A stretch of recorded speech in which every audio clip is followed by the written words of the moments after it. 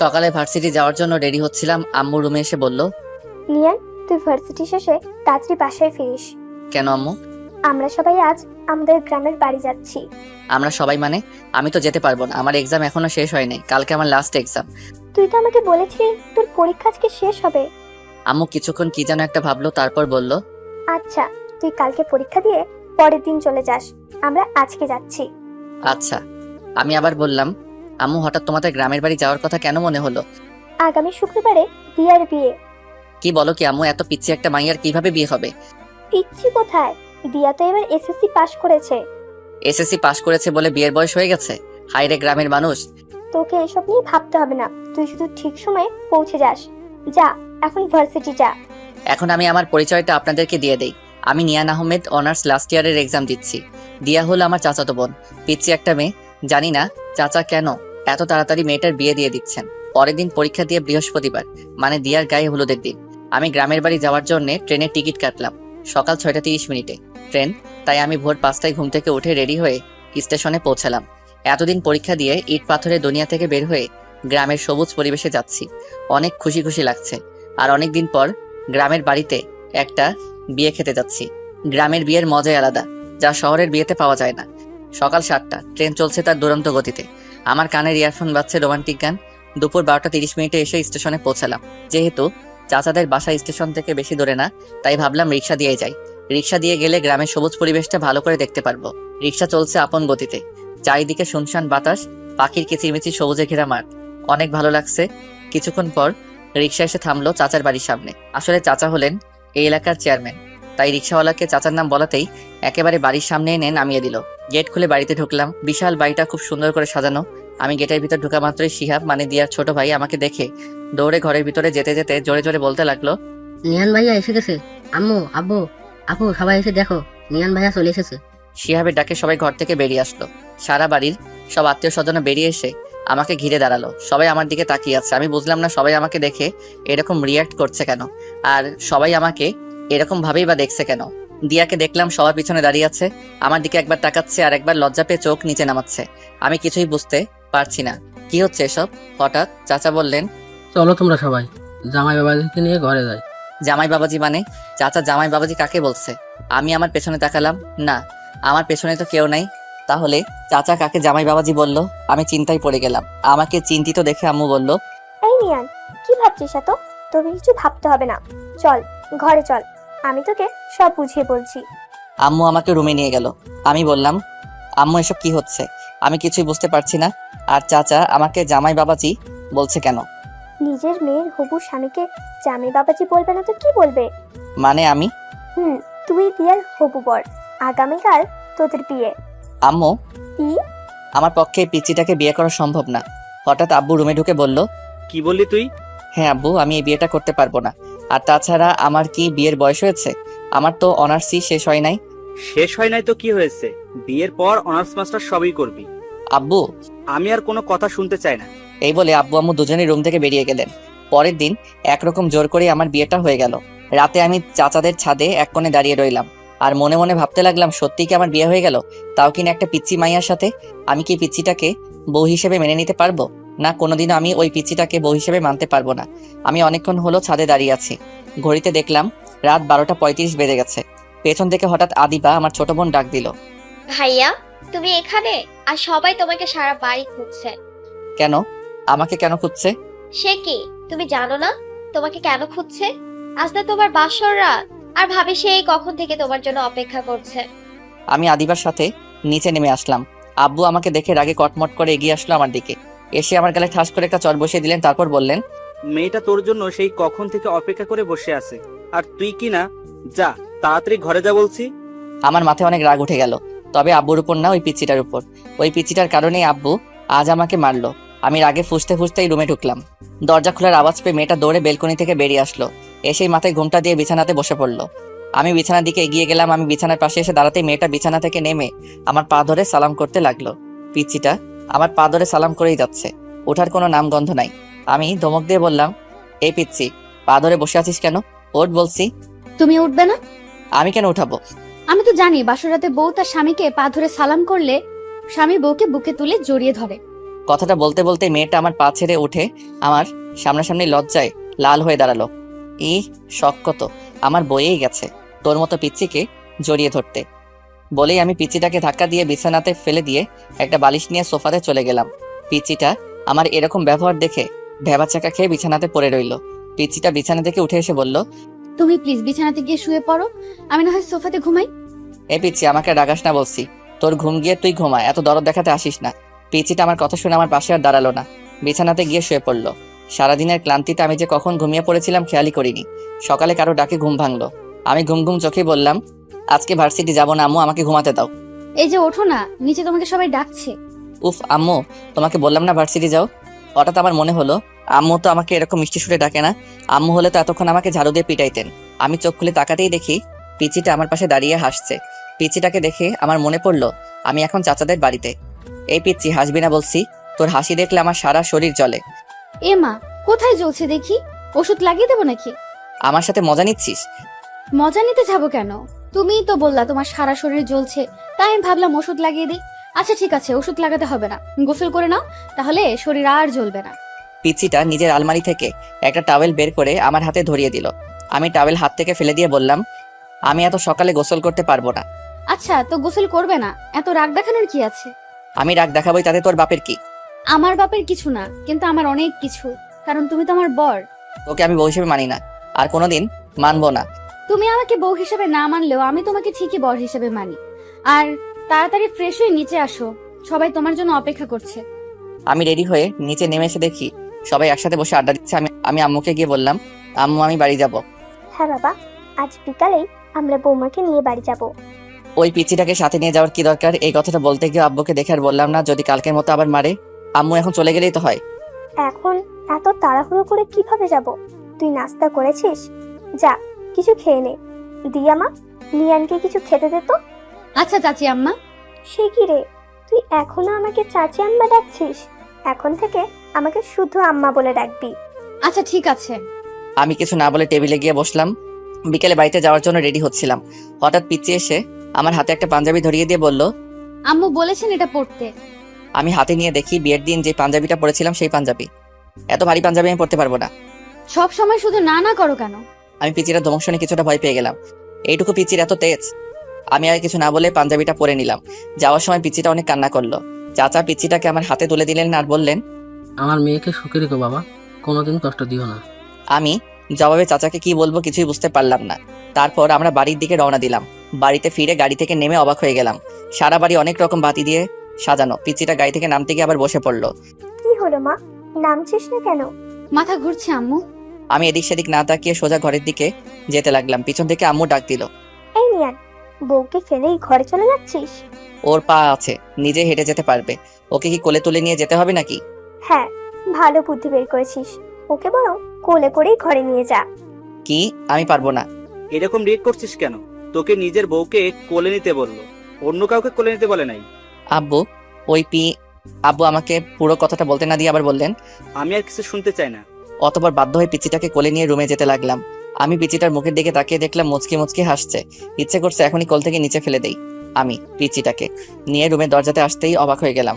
রুমের দরজাতে পিচিটাকে কোলে নিয়েই দাঁড়িয়ে রইলাম। সারা রুম অনেক রকম ফুল দিয়ে সাজানো, রুমটাকে একেবারে ফুলের বাগান বানিয়ে ফেলেছে। এমনি আমার ফুলে অ্যালার্জি, আর রুমে এত ফুল দেখে মাথাটাই গরম হয়ে গেল। পিচিটা আমার কোলে ছিল, পিচিটাও দেখলাম এতগুলো ফুল দেখে আমার মতোই অবাক হয়ে তাকিয়ে আছে রুমের দিকে। আমি পিচিটাকে কোলে নিয়ে রুমে ঢুকলাম। রুমে ঢুকে পিচিটাকে বিছানাতে ছুঁড়ে ফেলে দিলাম। আও মা গো, কোমরটা গেল গো। আমি ভয় পেয়ে গেলাম, এখন মেয়েটার কিছু হলে তো আব্বু আমাকে মেরেই ফেলবে।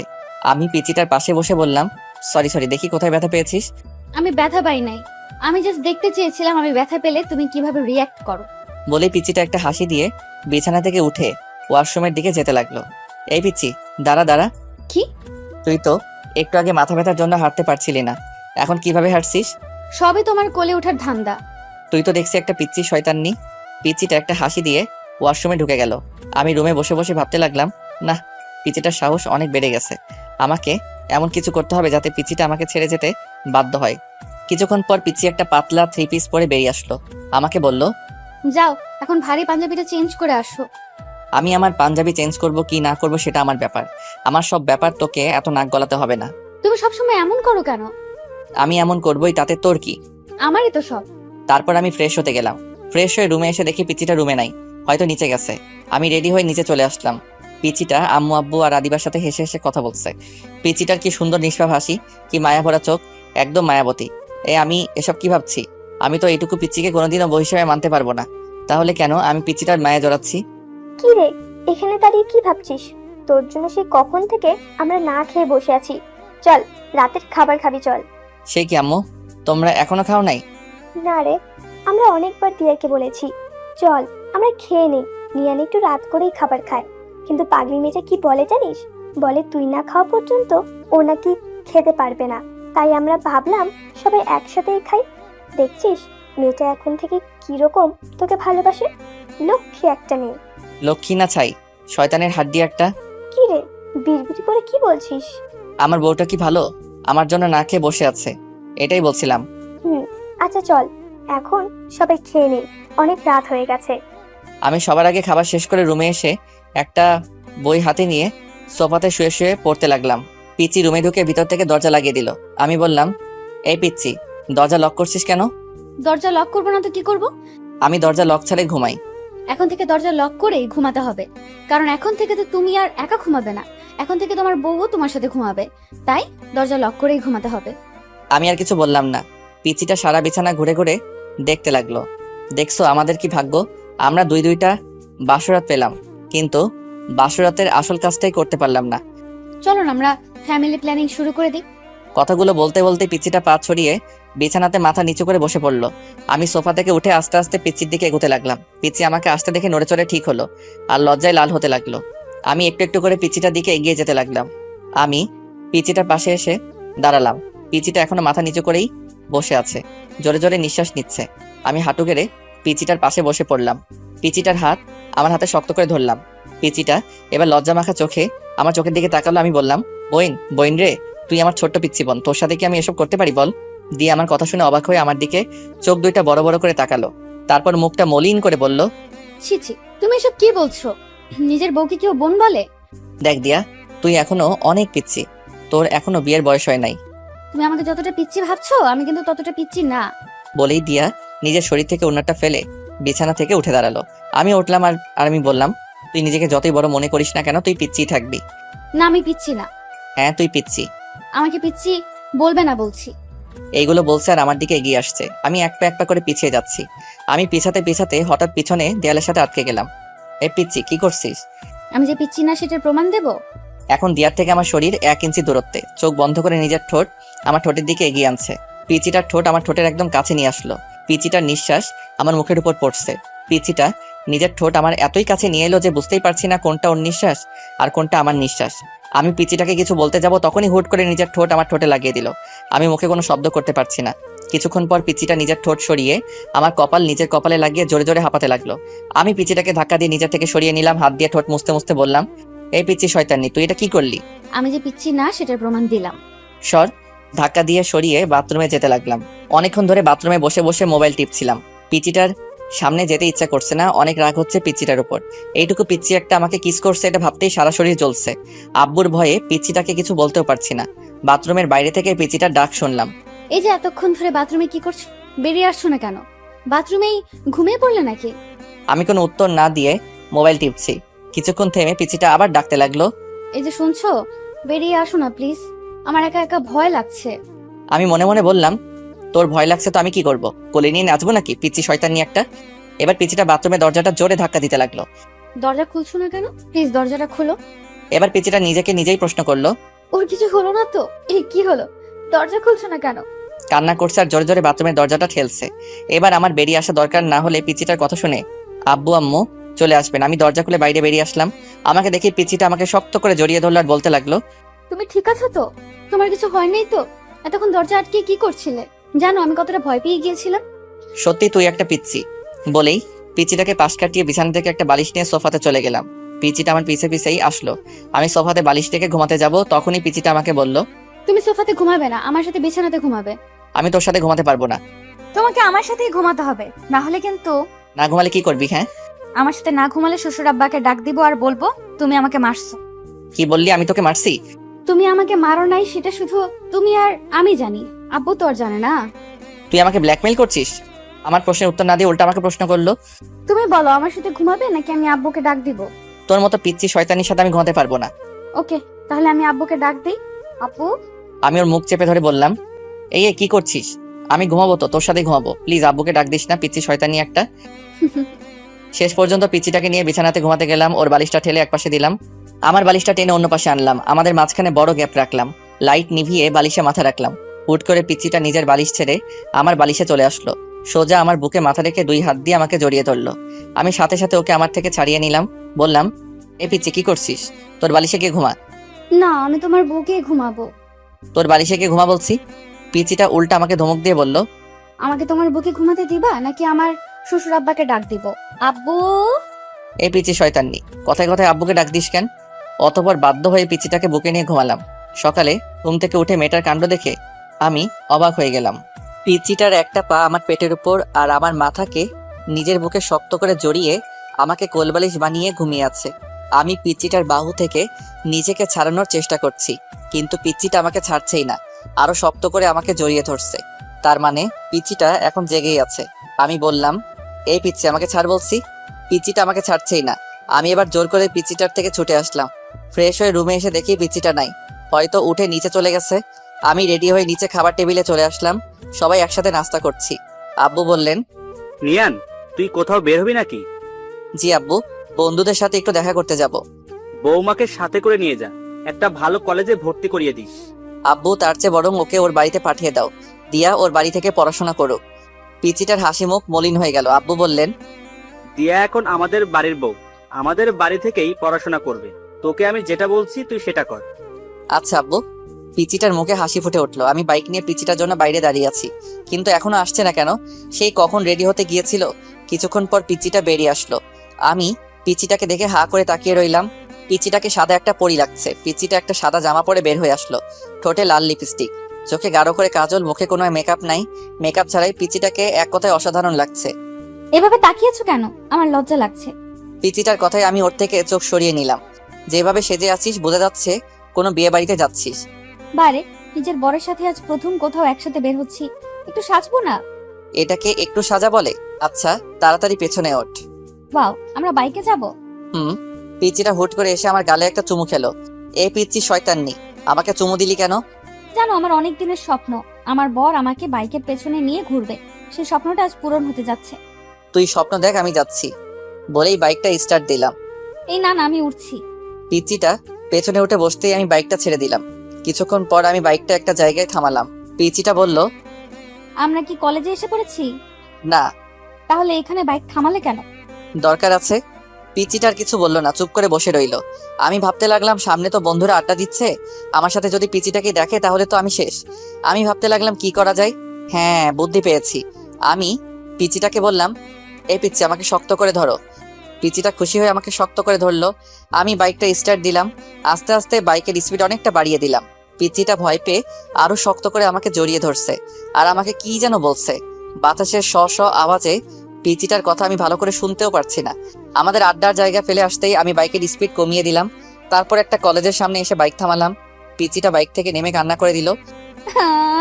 এ পিচ্চি, কি হলো? কি কান্না করছিস কেন? তুমি এত স্পিডে বাইক চালিয়ে আসলে কেন? আমি কত ভয় পেয়ে গেছিলাম। সত্যি তুই একটা পিচ্চি। কান্না থামা বলছে, সবাই দেখছে।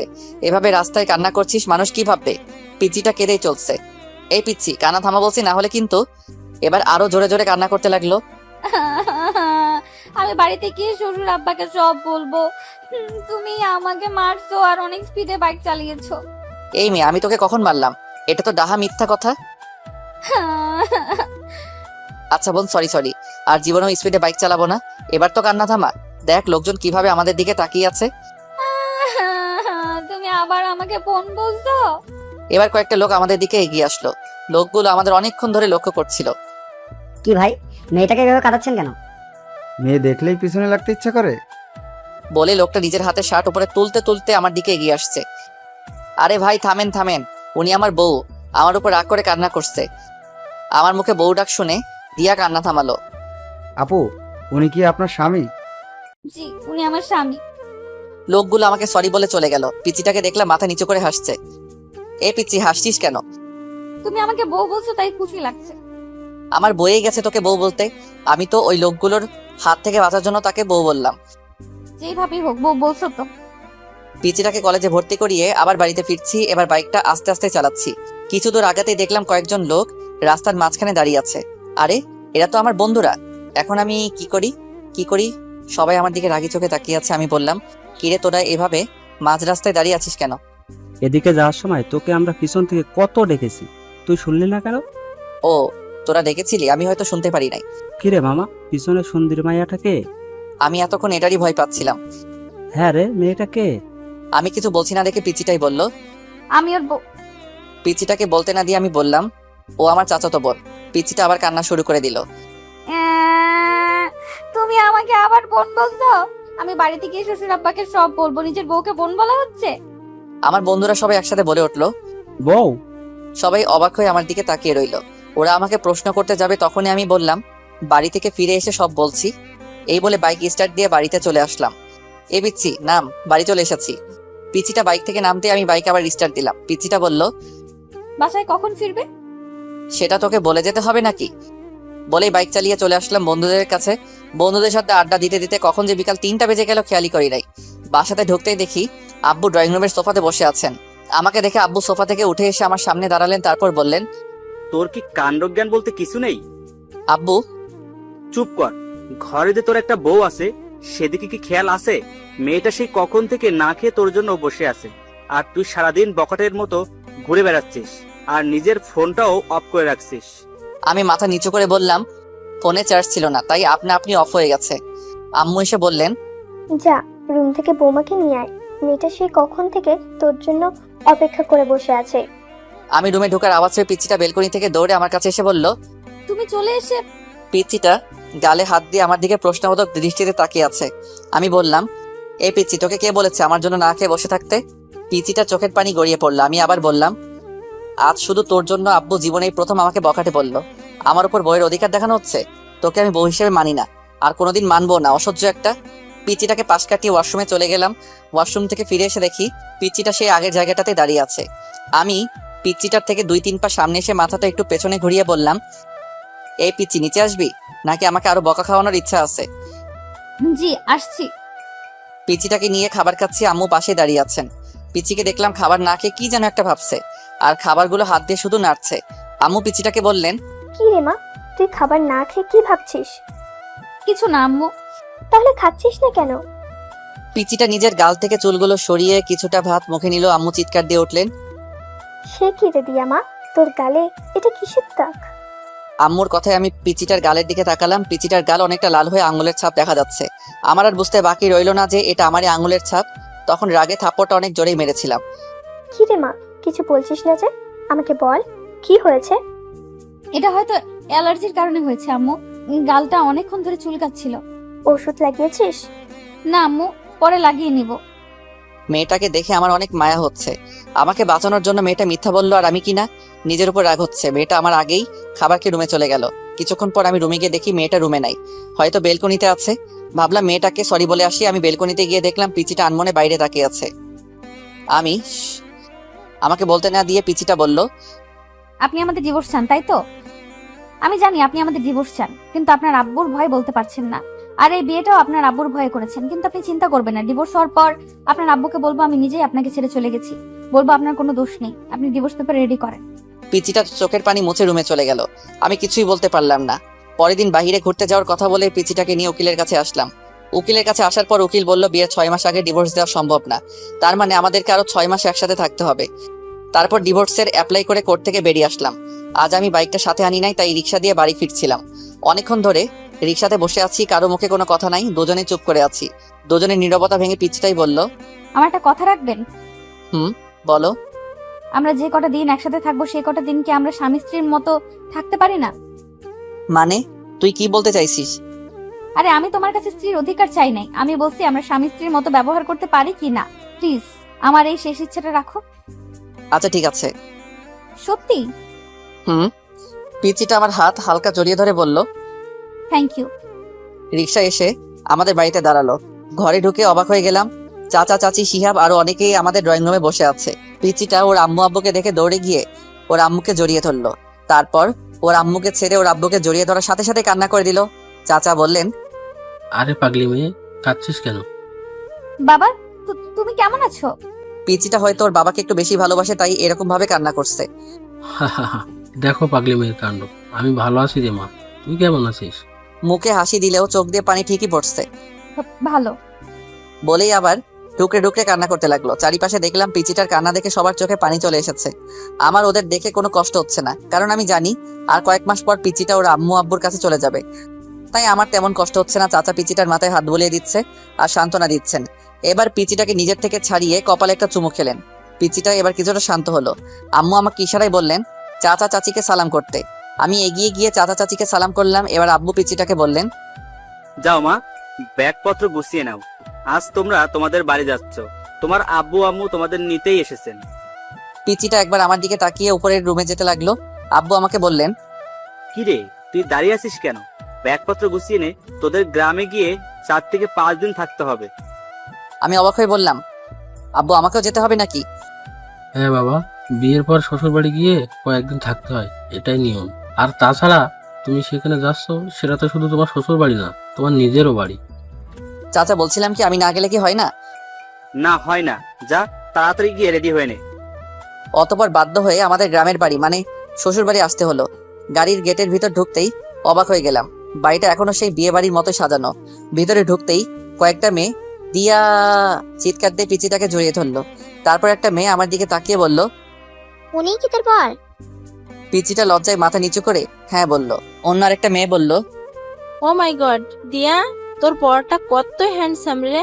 আমি তো প্রথম দেখাতেই প্রেমে পড়ে গেছি। এই ফারিয়া, তুই কিন্তু ভুলে যাস না, ও কিন্তু আমার বর। রাগ করিস কেন? আমি তো দুলা ভাইয়ের সাথে মজা করলাম। আমি বুঝতে পারলাম মেয়েগুলো পিচিটার মতোই এক একটা শয়তানের হাড্ডি।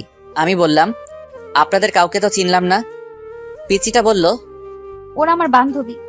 ও কিরে, তোরা এখানে দাঁড়িয়ে আছিস? দিয়া মা, জামাই বাবাজিকে নিয়ে রুমে গিয়ে ফ্রেশ হয়ে নে। পিচিটার সাথে রুমে আসলাম। রুমে এসে শরীর এড়িয়ে দিলাম বিছানাতে। অনেকক্ষণ জার্নির কারণে একটু ক্লান্ত লাগছে। পিচিটা আমার সামনে এসে দাঁড়িয়ে বলল, তুমি আগে ফ্রেশ হবে নাকি আমি আগে ফ্রেশ হয়ে নিব? তুই যা, আমি তোর পরে ফ্রেশ হয়ে নিব। পিচিটাকে দেখলাম রাগী চোখে আমার দিকে তাকিয়ে আছে। কি হলো, এভাবে তাকিয়ে আছিস কেন? আমাদের মধ্যে কি কথা হয়েছিল? কি? তুমি আমাকে কথা দিয়েছিলে না আমরা যে কটা দিন একসাথে থাকবো সে কটা দিন স্বামী স্ত্রীদের মতো থাকবো। তাহলে তুমি আমাকে এখনো তুই তুই করে ডাকছো কেন? তুমি আমাকে পিচ্চি ডাকতে পারো, তাতে আমার কোনো সমস্যা নেই, কিন্তু এই তুই তুই করে ডাকবে না। আমার কেন জানে তোমার মুখে তুই ডাকটা সহ্য হয় না। ওকে, চেষ্টা করব। চেষ্টা করবা মানে? আচ্ছা রে বাবা, তুমি করে ডাকবো, খুশি? অনেক খুশি। পিচি শয়তান নিয়ে একটা। পিচিটা একটা হাসি দিয়ে বাথরুমে চলে গেল। কিছুক্ষণ পর পিচিটা গোসল করে বেরিয়ে আসলো। আমি হা হয়ে পিচিটার দিকে তাকিয়ে রইলাম। পিচিটা লজ্জা পেয়ে আমাকে বলল, কি দেখছো? আমি এবার হাসিতে ফেটে পড়লাম। কেন হাসছি বুঝতে পারছে না তো? দাঁড়ান, আগে একটু হেসে নিই, তারপর বলছি। পিচিটা একটা শাড়ি পরে বের হয়ে আসছে। পরে আসছে বললে ভুল হবে, বলতে হবে পেঁচিয়ে আসছে। কোথায় শাড়ির মাথা, কোথায় শাড়ির আঁচল, কোনো ঠিক ঠিকানা নাই। এমন ভাবে পরে আসছে মনে হচ্ছে এখনই খুলে পড়ে যাবে। পিচিটা যেখানে শাড়ির কুচি দেওয়া হয় সেখানটায় হাত দিয়ে ধরে দাঁড়িয়ে আছে। পিচিটার পেট দেখা যাচ্ছে, তাই লজ্জায় লাল হয়ে আমার সামনে দাঁড়িয়ে আছে। এটা কি পড়ছো বলেই হাসতে হাসতে আবার বিছানায় গড়াগড়ি খেতে লাগলাম। তুমি খুব খারাপ, দেখছো আমি শাড়ি পরতে পারছি না আর তুমি দাঁত খিলিয়ে হাসছো। সরি, আমাকে দে, আমি ঠিক করে দিচ্ছি। সত্যি তুমি আমাকে পরিয়ে দিবে? লজ্জায় লাল হয়ে বলল কথাটা। আমার কি যে লজ্জা লাগছে, আবার খুশিও লাগছে। না, আমি শুধু ঠিক করে দিব, এদিকে আয়। আবার তুই করে ডাকছো? আচ্ছা ঠিক আছে, এদিকে আসো। পিচিটা একটা হাসি দিয়ে আমার কাছে এগিয়ে আসলো। আমি প্রথমে পিচিটার আঁচল ঠিক করলাম। পিচিটার শরীরে আমার হাত লাগতেই পিচিটা কেঁপে উঠলো। তারপর পেটের নাভি সহ কিছুটা অংশ বেরিয়ে এসেছিল। সেই জায়গা শাড়ি দিয়ে ঢাকতে গিয়ে আমার হাত লেগে গেল ওর পেটে। পিচিটা ছিটকে আমার থেকে সরে পিছিয়ে গেল। আমি বললাম, কি হলো, এভাবে পিছিয়ে গেলে কেন? কিছু না বলে পিচিটা আবার আমার দিকে এগিয়ে আসলো। আমি এবার পিচিটা যে জায়গায় হাত দিয়ে ধরে রেখেছিল সেটা ওর হাত থেকে নিলাম। আমি ওর হাত থেকে নিয়ে শাড়ির কুচিটা দিতে লাগলাম। কুচি দিয়ে যেই ওর নাভির নিচে গুজতে যাব তখনই পিচিটা আমার হাত ধরে ফেললো। এটা আমাকে দাও, আমি পারবো। আমি আর কিছু না বলে ওর হাতে কুচিটা ধরিয়ে দিলাম। পিচিটা কুচি হাতে নিয়ে বাথরুমে ঢুকে গেল। কিছুক্ষণ পর পিচিটা বাথরুম থেকে শাড়িটা ঠিক করে বেরিয়ে আসলো। পিচিটার চোখ দুটো লাল হয়ে অনেক ফুলে আছে। সরি, তোমার চোখ মুখ এরকম লাগছে কেন? তুমি কি কান্না করছিলে নাকি? কি বলো কি? আমি কান্না করতে যাব কেন? ও আচ্ছা, এতক্ষণ পিচিটাকে আমি ভালো করে খেয়াল করি নাই, এখন চোখ পড়তে আমি হা করে তাকিয়ে রইলাম। পিচিটাকে শাড়িতে এত সুন্দর মানিয়েছে যে আমি লিখে বোঝাতে পারবো না। কালো শাড়ির কালো চুলগুলো ছেড়ে আসছে পিচিটা, একদম মায়াবতী লাগছে পিচিটাকে। পিচিটা আমার তাকানো দেখে লজ্জা পেল। কি দেখছো? তোমাকে খুব সুন্দর লাগছে। এই কথা বলতে গিয়েও কিছু একটা ভেবে আটকে গেলাম। নিজেই নিজেকে বলতে লাগলাম, আমি এসব কি ভাবছি? ও তো একটা পিচ্চি মেয়ে, ও তো আমার চাচাতো বোন। আমি তো কোনোদিনও ওকে বউ হিসেবে মেনে নিতে পারবো না। তাহলে কেন আমি ওর দিকে এরকম ভাবে তাকিয়ে আছি? পিচিটা আবার বলল, কি হলো, কি ভাবছো? কিছু না বলেই আমি বাথরুমে ঢুকে গেলাম। শাওয়ার ছেড়ে অনেকক্ষণ গোসল করলাম। গোসল শেষে মনে হলো, শিট, আমি তো টাওয়েল সাথে আনি নাই। পরনে যে কাপড়গুলো নিয়ে বাথরুমে ঢুকেছিলাম সেগুলো ভিজিয়ে ফেলেছি। এখন আমি বাথরুম থেকে বের হই কিভাবে? বাথরুমের দরজা কিছুটা ফাঁক করে দেখলাম পিচিটা কোথায় আছে। পিচিটাকে দেখলাম আয়নাতে চুল আঁচড়াচ্ছে। আমি শুধু মুখটা বের করে বললাম, এই মেয়ে। হঠাৎ আমার আওয়াজে পিচিটা চমকে উঠলো। কে? পিচিটা ভয়ে ভয়ে রুমের চারিদিকে তাকিয়ে খুঁজতে লাগলো। এই পিচি, আমি বাথরুমের দরজাতে, দেখো। পিচিটা আমাকে দেখে নিজের বুকে থুতু দিল। ও তুমি? আমি তো ভয় পেয়ে গেছিলাম। তুমি সত্যিই পিচ্ছি? একটুতেই ভয় পেয়ে যাও? তুমি এইভাবে দরজাতে মুখ বের করে দাঁড়িয়ে আছো কেন? আমি এবার অসহায় হয়ে বললাম, আমার টাওয়েলটা দাও প্লিজ। পিচিটা একটা হাসি দিয়ে ব্যাগ থেকে টাওয়েল বের করে আমার হাতে এনে দিল। থ্যাংক ইউ বলে ঠাস করে দরজাটা লাগিয়ে দিলাম। তারপর আরো 3 দিন এই বাড়িতে থেকে আমাদের বাড়িতে চলে আসলাম। বাড়িতে আসার পরের দিন থেকে পিচিটা কলেজে যেতে শুরু করলো। পিচিটাকে প্রতিদিন সকালে ওর কলেজে দিয়ে আমি আমার ভার্সিটিতে চলে যাই। আবার আসার সময় সাথে করে বাড়িতে নিয়ে আসি। এখন পিচিটার সাথে স্বাভাবিকভাবে কথাবার্তা বলি। আজকে সকালে একটু বেশি ঘুম পাচ্ছে। পিচিটা সেই কখন থেকে আমাকে ডাকছে, কিন্তু আমি ঘুমে চোখই খুলতে পারছি না। পিচিটা অনেকক্ষণ ধরে আমাকে ডাকতে ডাকতে হাঁপিয়ে গেল। এবার পিচিটা রেগে বলল, তুমি উঠবে নাকি আমি আব্বুকে ডেকে নিয়ে আসবো? বলে পিচিটা রুম থেকে বেরিয়ে যেতে লাগলো। আমি আব্বুর কথা শুনে ঘুম ঘুম চোখে পিচিটাকে ডাক দিলাম, এই পিচি শয়তানি, দাঁড়াও, আমি উঠছি, আব্বুকে ডাকতে হবে না। অনেক কষ্ট করে ঘুম থেকে উঠে ফ্রেশ হতে গেলাম। ফ্রেশ হয়ে এসে রেডি হয়ে নিচে এসে দেখি পিচিটা আগে থেকেই রেডি হয়ে বসে আছে। আমি হালকা কিছু নাস্তা করে পিচিটাকে নিয়ে বাড়ি থেকে বের হলাম। আমি বাইকে বসে পিচিটাকে বললাম বাইকে উঠে বসতে, কিন্তু পিচিটা উঠছে না, আমার দিকে তাকিয়ে আছে। কি হলো, এভাবে তাকিয়ে আছো কেন? দেরি হয়ে যাচ্ছে তো। তুমি এত সুন্দর কেন? বলে আমার চুলগুলো এলোমেলো করে দিল। চোখ থেকে সানগ্লাসটা নিয়ে নিজের ব্যাগের ভিতর ঢুকিয়ে নিল। এই পিচ্ছি, আজকে তোমার কি হয়েছে? এসব কি করছো? দাও, আমার গ্লাসটা দাও। না, দিব না। তোমাকে এত স্মার্ট হয়ে থাকতে হবে না। কলেজের কয়েকটা নির্লজ্জ মেয়ে তোমার দিকে কিরকম হাওয়া করে তাকিয়ে থাকে, সেটা আমার সহ্য হয় না। ও তাই নাকি? আচ্ছা ঠিক আছে, এখন তাড়াতাড়ি ওঠো, দেরি হয়ে যাচ্ছে। বাইকে উঠতে উঠতে বলল, কি ঠিক আছে? কিছু না, এত কথা বলো কেন? বাইক স্টার্ট দিয়ে এক টানে পিচিটার কলেজে চলে আসলাম। পিচিটা বাইক থেকে নামার পর আমি বললাম, এই পিচি শোনো। কি? কলেজ শেষ হওয়ার পর একটু সামনে এগিয়ে গেলে আমাকে পাবে। তুমি একটু হেঁটে চলে এসো প্লিজ, আমার কিছু কাজ আছে, আমি আবার ঘুরে এদিকে আসতে পারবো না। আচ্ছা। পিচিটা কলেজের গেটের ভিতর ঢুকে গেল। আমি বাইক স্টার্ট দিয়ে কিছুটা এগিয়ে দেখি সায়ান মুখটা মলিন করে বসে আছে, আর আবির, রিহান্স, রাকিব সায়ানকে সান্ত্বনা দিচ্ছে। আমি সায়ানের কাছে যেতে যেতে বললাম, কিরে মজনু, তোর লাইলি এখনো আসে নাই? আমি কাছে যেতেই সায়ান আমাকে জড়িয়ে ধরে কান্না করতে লাগলো। প্লিজ বন্ধু, তুই কিছু একটা কর, আমি জেনিয়াকে ছাড়া বাঁচবো না। জেনিয়া হলো সায়ানের গার্লফ্রেন্ড। 3 বছর ধরে ওদের রিলেশন, দুজন দুজনকে অনেক ভালোবাসে। কিছুদিন পর জেনিয়ার বিয়ে, কিন্তু জেনিয়া না পারছে ফ্যামিলি ছেড়ে সায়ানের কাছে চলে আসতে, না পারছে সায়ানকে ছাড়া অন্য কাউকে বিয়ে করতে। আজ জেনিয়া সায়ানের সাথে লাস্ট দেখা করতে আসছে। লাস্ট দেখা করবে সেই কথা শুনেই রাতে সায়ান আমাকে ফোন করে জানিয়ে দিয়েছিল। অনেকক্ষণ অপেক্ষার পর জেনিয়া আসলো। আমাদের সবাইকে দেখে কিছুটা অবাক হলো। আমি বললাম, জেনিয়া এদিকে আসো। আমি জেনিয়াকে ওদের থেকে কিছু দূরে নিয়ে গেলাম। আমি বললাম, জেনিয়া সত্যি করে বলো তো, তুমি কি সায়ানকে ছাড়া অন্য কারোর সাথে থাকতে পারবে? ওকে ছাড়া থাকতে পারবো না বলেই তো মরার রাস্তা বেছে নিয়েছি। তুমি কি মনে করেছো তুমি মরে গেলে সায়ান বেঁচে থাকতে পারবে? এবার মেয়েটা কান্না করতে লাগলো। তো আমি কি করব বলেন ভাইয়া? পালিয়ে যাও। কিন্তু আমার ফ্যামিলি? দেখো জেনিয়া, তোমরা পালিয়ে গিয়ে বিয়ে করার পর যখন তোমার কোলে ছোট্ট আরেকটা জীবন আসবে, তখন তোমার ফ্যামিলি ওই বাচ্চাটার দিকে তাকিয়ে সব মান অভিমান ভুলতে বাধ্য হবে। কিন্তু জেনিয়াকে পুরো কথাটা বলতে না দিয়ে পিচিটা এসে বলল, এই যে আমি চলে এসেছি। তারপর জেনিয়ার দিকে তাকিয়ে বলল, ওই মেয়েটা কে? বলছি, তুমি ওদের কাছে গিয়ে বসো, আমি ওর সাথে কিছু ইম্পর্টেন্ট কথা বলে আসছি। মেয়েটার সাথে তোমার কিসের ইম্পর্টেন্ট কথা? নির্লজ্জ মেয়েগুলো শুধু সারাদিন তোমার পিছে পিছে লেগে থাকে। কথাগুলো বলতে বলতেই আমার হাত ধরে টেনে নিয়ে যেতে লাগলো। আমার রাগ উঠে গেল চরমে। এক ঝটকায় পিচিটার হাত থেকে আমার হাত ছাড়িয়ে গালে ঠাস করে একটা চড় বসিয়ে দিলাম। পিচিটা গালে হাত দিয়ে দাঁড়িয়ে আছে। এ পিচি, তুই জানিস এই মেয়েটাকে? জানি তো, মেয়েটা তোমার গার্লফ্রেন্ড। এবার অন্য গালে ঠাস করে আরেকটা চড় মারলাম। পিচিটা দুই গালে দুই হাত দিয়ে জোরে জোরে কান্না করতে লাগলো। কান্না থামা বলছি, না হলে আরেকটা দিব। তুমি খুব পচা। আমি আব্বুকে গিয়ে সব বলবো, আর এও বলবো যে তোমার গার্লফ্রেন্ড আছে। এবার পিচিটার কথা শুনে আমার নিজেরই কান্না চলে আসছে। বোন রে, তুই কিছু না বোঝার আগে কেন বাচ্চাদের মতো পাগলামি করিস? বাচ্চাদের মতো কি? তুই তো বাচ্চাই। ও আমার গার্লফ্রেন্ড না, শায়নের গার্লফ্রেন্ড। আমি এখানে দুইটা জীবন বাঁচানোর চেষ্টা করছি আর তুই ঢং করছিস। এবার পিচিটা সবকিছু বুঝতে পেরে কান্না থামিয়ে চোখের পানি মুছে একটা হাসি দিয়ে আমাকে বলল, সরি। এবার পিচিটার কাণ্ড দেখে আমারই হাসি চলে এলো।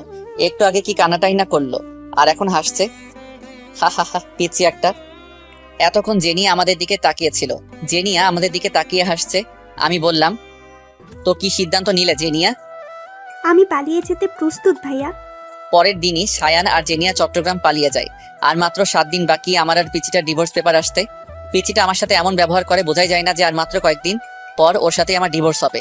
আজ আমার ফ্রেন্ড রিহানের বার্থডে। রাতে পিচিটাকে বললাম, এই পিচ্ছি, আমার জন্য অপেক্ষা করো না, রাতে বাসে ফিরতে আমার দেরি হবে। কেন দেরি হবে কেন? আজ আমার ফ্রেন্ড রিহানের বার্থডে। ও আচ্ছা। মুখে বলছে আচ্ছা, কিন্তু আমি জানি পিচিটা ঠিকই আমার জন্য না খেয়ে বসে থাকবে। রিহান বার্থডে পার্টিটা শুধু আমরা 3 জনকে নিয়েই দিচ্ছে, আমি, রাকিব আর আবির। কেক কাটা শেষে রিহানকে নিয়ে কয়েকটা সেলফি তুলে ফেসবুকে আপলোড দিলাম। তারপর কিছু খাবার খেয়ে আমি ওদের থেকে বিদায় নিয়ে চলে আসছিলাম। তখনই আমাকে রিহান আটকালো আর বলল, কিরে, কোথায় যাচ্ছিস? আসল পার্টিটাই তো হলো না। বলে একটা ব্যাগ থেকে 3টা বোতল বের করলো। কি রে, এসব কিসের বোতল? এইগুলা মদের বোতল। ছি সরা, এখান থেকে আমি এগুলো খাই নাকি? তোরা জানিস না আমি এগুলো খাই না। জানি, তবুও আজ খেতে হবে। আমাকে জোরাজোরি করতে লাগলো। শেষ পর্যন্ত ওদের জোরাজোরিতে বাধ্য হয়ে নাক টিপে হাফ গ্লাস খেলাম। হাফ গ্লাস খাওয়ার পরে আমার নেশা ধরে গেল। আমার আরো খেতে ইচ্ছা করতেছে। আমার পাশে 1 বোতল রাখা ছিল। বোতলটার মুখ খুলে টক টক করে বোতলের অর্ধেক শেষ করতেই আবির আমার হাত থেকে বোতলটা কেড়ে নিল। এই নিয়ান, কি করছিস? আবিরও আমার মতো এসব খায় না। রাকিব আর রিহান অনেক জোরাজোরির পরেও আবির এসব খায় নাই। চল বাড়ি যাবি, চল। আবির আমাকে বাইকে করে বাড়িতে নিয়ে আসলো। আমাকে ঘরের সামনে পৌঁছে দিয়ে আবির চলে গেল। আমার কাছে ঘরের দ্বিতীয় চাবি ছিল, সেটা দিয়েই আমি ঢুকলাম। মাথা ঘুরছে, হাঁটতে পারছি না। কষ্ট করে রুমে আসলাম। দরজা ধাক্কা দিতেই খুলে গেল। পিচিটা বিছানাতে বসা ছিল। আমাকে দেখে উঠে এসে বলল, এতক্ষণে আসলে? আমি কিছু বললাম না। পিচিটার দিকে ঘোর লাগা চোখে তাকিয়ে রইলাম। আজ পিচিটাকে দেখে আমার ভিতরে কি রকম জানি একটা উত্তেজনা ফিল করছি। আমি পিচিটাকে বললাম, এই তুই আমার বউ না? আয় আমার কাছে আয়। এ কি, তোমার মুখ থেকে কিসের ওকে বলতে না দিয়ে ও ঠোঁটে আমার ঠোঁট লাগিয়ে দিলাম। তারপর পিচিটার ঠোঁট ছেড়ে দিয়ে পিচিটাকে ধাক্কা দিয়ে বিছানাতে ফেলে দিলাম। সকালে ঘুম থেকে উঠে বিছানাতে বসলাম। মাথাটা ঝিমঝিম করছে। হঠাৎ আমার খেয়াল হলো আমার শরীরে কোনো কাপড় নেই। কাপড় নাই বলতে একটা সুতাও নেই, শুধু পাতলা একটা চাদর দিয়ে সারা শরীর ঢাকা। কাল রাতের কথা মনে পড়তেই আমি চমকে উঠলাম। শিট, এটা আমি কি করলাম? বলেই বিছানাতে একটা ঘুষি দিলাম। আমার প্রায় কান্না চলে আসছে। পাশে তাকিয়ে দেখলাম পিচিটা আছে নাকি। না, পিচিটা নাই। পিচিটাকে দেখলাম গোসল করে চুল মুছতে মুছতে বাথরুম থেকে বেরিয়ে আসছে। লজ্জায় আমার দিকে তাকাতে পারছে না। মাথা নিচু করে আমাকে বলল, বাথরুমে গরম পানি রাখা আছে, গোসল করে নাও। বলেই রুম থেকে বেরিয়ে গেল। আমি রেডি হয়ে ঘর থেকে বেরিয়ে গেলাম। ফিরে এসে পিচিটাকে খুঁজতে লাগলাম। রান্নাঘরে গিয়ে দেখলাম আম্মুর সাথে রান্না করছে। আমি বললাম, এই দিয়া রুমে আসো। পিচিটা রুমে এসে বলল, কিছু বলবে? এটা খেয়ে নাও। কিসের ওষুধ এটা? এটা পিল। পিল শব্দটা শুনে পিচিটা আমার থেকে কয়েক পা পিছিয়ে গেল। মুখটা মলিন করে আমার দিকে হা করে তাকিয়ে রইল। আমি বললাম, সরি, প্লিজ আমাকে মাফ করে দিও। রাতে যে কি হয়েছিল আমার, সত্যি বলছি, তখন আমার কোনো হুঁশ জ্ঞান ছিল না। পিচিটা কোনো কথা বলছে না, শুধু চোখ দিয়ে অনর্গল পানি ঝরে যাচ্ছে। আমি বললাম, প্লিজ তুমি কেঁদো না, তুমি কাঁদলে আমি নিজেকে কোনোদিন ক্ষমা করতে পারবো না। প্লিজ পিলটা খেয়ে নিও। বলে আমি রুম থেকে বেরিয়ে গেলাম। দিয়ার কথায় আসি। দিয়া সেখানে স্তব্ধ হয়ে কিছুক্ষণ দাঁড়িয়ে রইল। তারপর দৌড়ে বাথরুমে ঢুকে গেল। বাথরুমে ঢুকে শাওয়ার ছেড়ে শাওয়ারের নিচে বসে হাউ মাউ করে কান্না করে করতে লাগলো। এখন দিয়া যত জোরে কান্না করুক না কেন, সে কান্নার আওয়াজ বাইরে যাবে না। তাই ইচ্ছে মতো চিৎকার করে কান্না করতে লাগলো। দিয়া ভেবেছিল কাল রাতের ঘটনার পর নিয়ান আর তাকে দূরে সরিয়ে রাখতে পারবে না। এখন নিয়ান তাকে মেনে নেবে, কিন্তু একটু আগে যখন নিয়ান তার হাতে পিলটা ধরিয়ে দিল, তখন মাথায় যেন আকাশ ভেঙে পড়লো। এটুকু একটা পিলকে দিয়ার কাছে মনে হয়েছিল যেন এটা পৃথিবীর সবচেয়ে ভারী একটা জিনিস। সেই ভারী জিনিসটা নিয়ান দিয়ার হাতে ধরিয়ে দিল। আমি রুম থেকে বের হয়ে এসে ড্রয়িং রুমে সোফাতে বসলাম। মনে মনে ভাবতে লাগলাম, আমি কি মেয়েটার সাথে একটু বেশি অপরাধ করে ফেলেছি? আমি যদি মেয়েটাকে স্ত্রী হিসেবে নাই মানতে পারি, তাহলে কেন আমি মেয়েটার সতীত্ব নষ্ট করলাম? নিজেকে নিজের কাছে অনেক অপরাধ বোধ হচ্ছে। মনে হচ্ছে যেন আমি এই পৃথিবীর সবচেয়ে বড় অপরাধী। মেয়েটার জন্য অনেক মায়া হচ্ছে। পিচিটার আর আমার ডিভোর্স পেপার আসতে আর মাত্র 4 দিন বাকি। পিচিটা এখন আমার সাথে আগের মতো কথা বলে না, আগের মতো পাগলামি করে না। কিছু জিজ্ঞেস করলে শুধু সেটার উত্তর দেয়। উত্তর দেওয়ার ধরন এমন, হ্যাঁ, না, ঠিক আছে, এর বেশি পিচিটা আমার সাথে একটা কথা বলে না। এখন কলেজে আমাকে ছেড়ে একা একাই চলে যায়। আমি বলেছিলাম আমার সাথে যেতে, কিন্তু পিচিটা বলে সে নাকি একা যেতে পারবে। আমি পিচিটার সেই পাগলামিগুলো অনেক মিস করি। পিচিটার কিছু হলে একটুতেই কেঁদে ফেলা, আমাকে বারবার আব্বুর ভয় দেখানো, এগুলো অনেক মিস করি। আজ বন্ধুদের সাথে কিছুক্ষণ আড্ডা দেওয়ার পর চলে আসলাম পিচিটার কলেজের সামনে। কিছুক্ষণ পর পিচিটা বেরিয়ে আসলো। আমি পিচিটাকে বললাম, বাইকে ওঠো। পিচিটা কিছু না বলে আমাকে পাশ কাটিয়ে একটা রিক্সাতে উঠে গেল। আমি পিচিটার কাণ্ড দেখে বোকা বনে গেলাম। যে মেয়েটা আমার বাইকের পেছনে উঠতে সবসময় পাগল হয়ে থাকতো, সেই মেয়ে আজ আমার সামনে দিয়ে একটা রিক্সাতে উঠলো। আমার কেন জানি বুকের ভেতরটায় অনেক কষ্ট ফিল হচ্ছে। আমার এরকম কষ্ট হচ্ছে কেন? তাহলে কি আমি মেয়েটাকে ভালোবেসে ফেলেছি? সত্যি কি আমি মেয়েটাকে ভালোবেসে ফেলেছি? নিজেই নিজেকে প্রশ্ন করতে লাগলাম। সেখানে দাঁড়িয়ানা থেকে বাড়িতে চলে আসলাম। রুমে ঢুকে দেখলাম মেয়েটা গোসল করে বাথরুম থেকে বের হচ্ছে আর টাওয়েল দিয়ে চুল মুছছে। আজ কেন জানি আমার কাছে মেয়েটাকে অন্যরকম লাগছে। বারবার পিচিটার দিকে চোখ যাচ্ছে। পিচিটার মুখটা আজ এত ফ্যাকাশে লাগছে কেন? অনেকক্ষণ ধরে দেখছি পিচিটা মনমরা হয়ে কি যেন একটা ভাবছে। পিচিটা আয়নার সামনে দাঁড়িয়ে ছিল। আমি বললাম, তোমার কি কিছু হয়েছে? মেয়েটা আমার কথায় পিছনে ঘুরে আমার দিকে কিছুক্ষণ প্রশ্নবোধক দৃষ্টিতে তাকিয়ে রইল। তারপর মুখটা মলিন করে শুধু একটা শব্দ বলল। না। মেয়েটা রুম থেকে বেরিয়ে গেল। আমি বুঝলাম না মেয়েটা আমার দিকে এরকম ভাবে তাকালো কেন। মেয়েটা কি চোখের ভাষা দিয়ে আমাকে কিছু বোঝাতে চাইছিল? রাত 10:30। আমি আগে খাবার শেষ করে রুমে এসে মেয়েটার জন্য অপেক্ষা করছিলাম। মেয়েটা এতক্ষণ ধরে আসছে না কেন? আমি রুম থেকে বের হয়ে মেয়েটাকে ডাকতে লাগলাম, দিয়া, এই দিয়া। আসছি। দৌড়াতে দৌড়াতে মেয়েটা রুমে আসলো, আমার সামনে এসে দাঁড়ালো। হাঁপাতে হাঁপাতে বলল, কিছু বলবে? এতক্ষণ ধরে রুমে আসছিলে না, তার জন্যই ডাকলাম। আর কিছু বলবে না? আমি জানি মেয়েটা আমার মুখ থেকে কি শুনতে চাইছে। আমি মেয়েটার আমার জন্য এরকম অস্থিরতা দেখে মনে মনে হাসতে লাগলাম। তারপর মুখে একটা হাসি এনে বললাম, না, আর কি বলবো। ও। মেয়েটা কিছুক্ষণ নীরব থেকে আবার বলল, আমি কাল সকালে চলে যাচ্ছি। আমি অবাক হয়ে বললাম, চলে যাচ্ছ মানে কোথায় চলে যাচ্ছ? আমাদের ডিভোর্স পেপার চলে এসেছে। সকালে একটা লোক এসে পেপারটা দিয়ে গেছিল। মেয়েটা আলমারি থেকে ডিভোর্স পেপার বের করে আমার সামনে আনলো। তারপর পেপারটা আমাকে দেখিয়ে বলল, এই পেপারটায় সাইন করার আগে আমাকে একটাবার বউ বলে ডাকবে। শুধু একটা বার আমাকে বউ বলে ডাকো প্লিজ। আমি কিছু না বলে রুম থেকে বেরিয়ে গেলাম। ঘরের বাইরে এসে বাইকটা নিয়ে বেরিয়ে পড়লাম। বাইক চালাচ্ছি আর মনে মনে ভাবছি, তোমাকে শুধু একবার না, সারা জীবন বউ বলে ডাকবো, আমার পিচ্চি বউ। বাইকের স্পিড বাড়িয়ে দিলাম। একটা ফুলের দোকানের সামনে এসে বাইক থামালাম। তারপর অনেকগুলো গোলাপ ফুল কিনে একটা শাড়ির দোকানে এসে লাল একটা শাড়ি কিনলাম। আজ পিচ্চিটাকে নিয়ে সব আবার নতুন করে শুরু করব। শাড়ি আর গোলাপ নিয়ে একরকম দৌড়েই ঘরে ঢুকলাম। তাড়াহুড়ো করে সিঁড়ি দিয়ে উপরে উঠতে যাব, তখনই সিঁড়িতে একটা হোঁচট খেলাম। হোঁচট খেয়ে আমার পায়ের একটা নখ উল্টে রক্ত বেরোচ্ছে, সেদিকে আমার খেয়াল নাই। রুমে ঢুকে বললাম, দিয়া, আমি চলে এসেছি। কিন্তু দিয়াকে রুমে দেখতে পাচ্ছি না কেন? মনে হয় বাথরুমে আছে। বাথরুমের দরজা ধাক্কা দিতে দরজা খুলে গেল না। বাথরুমেও নেই। বেলকনিতে দেখতে যাব, তখনই চোখ পড়লো বিছানাতে। দেখলাম ডিভোর্স পেপার রাখা আছে, তার উপর একটা ছোট্ট কাগজ। আমি ডিভোর্স পেপার হাতে নিয়ে দেখলাম ডিভোর্স পেপারে দিয়ার সাইন। আমার বুকের ভিতর ধুপ করে উঠলো। কাগজটার ভাঁজ খুলে পড়তে লাগলাম। প্রিয় নিয়ান আহমেদ, আজ থেকে তুমি মুক্ত। আজ থেকে তোমাকে আর কখনো পিচ্চির জ্বালা সহ্য করতে হবে না। চলে যাচ্ছি সব ছেড়ে। কোথায় যাচ্ছি আমি নিজেও জানি না। তুমি হয়তো ভেবেছিলে যে আমি আমাদের বাড়িতেই যাব। না, আমি যে ওই বাড়িতে যেতে পারবো না। কি মুখ নিয়ে যাব ওই বাড়িতে? আব্বুকে গিয়ে আমি কি বলবো? তোমাকে বলেছিলাম যে সকালে যাব, কিন্তু একটু আগে তোমাকে যখন বললাম আমাকে একবার বউ বলে ডাকতে, তুমি আমার থেকে মুখ ফিরিয়ে বাইরে চলে গেলে। তখনই বুঝে গেলাম আমাকে তোমার আর সহ্য হচ্ছে না। তাই সকাল পর্যন্ত থেকে তোমার অসহ্যের কারণ হতে চাই না। চলে গেলাম। তোমার মুখে সেই পিচ্চি শয়তানির ডাকটা অনেক মিস করব। ভালো থেকো, আর সুন্দর একটা বড় মেয়েকে বিয়ে করো। তোমার তো আবার পিচ্চি মেয়েদের সহ্য হয় না, এতে তোমার পিচ্চি বউ। চিঠিটা পড়ার পর আমার চোখ ঝাপসা হয়ে আসছিল। সারা পৃথিবীটা যেন আমার চোখের সামনে ঘুরছিল। সাথে সাথে সেখানে বসে পড়লাম। জোরে একটা চিৎকার দিলাম, দিয়া, তুমি এটা কি করলে? দিয়া, আমি তোমাকে কোথাও যেতে দিব না। বলেই দৌড়ে রুম থেকে বেরিয়ে গেলাম। বাইক স্টার্ট দিয়ে কোন দিকে যাব কিছুই বুঝতে পারছি না। অতঃপর কোনো দিশা না পেয়ে সামনের দিকে যেতে লাগলাম। দিয়ার কথায় আসে। রাস্তা দিয়ে আনমনে হাঁটছে দিয়া। চোখ দিয়ে অঝোর বৃষ্টি পড়ছে, বাতাসে ঝুলগুলো উঠছে। কোথায় যাচ্ছে সে নিজেও জানে না। শুধু এটা জানি যে নিয়ানের জীবন থেকে অনেক দূরে চলে যাবে। নিয়ানকে সে নিজের জীবনের চাইতেও বেশি ভালোবাসে। সেই ছোটবেলা থেকে নিয়ান তার মনে জায়গা করে আছে। আজ সেই মনের মানুষটাকে ছেড়ে অনেক দূরে চলে যাচ্ছে সে।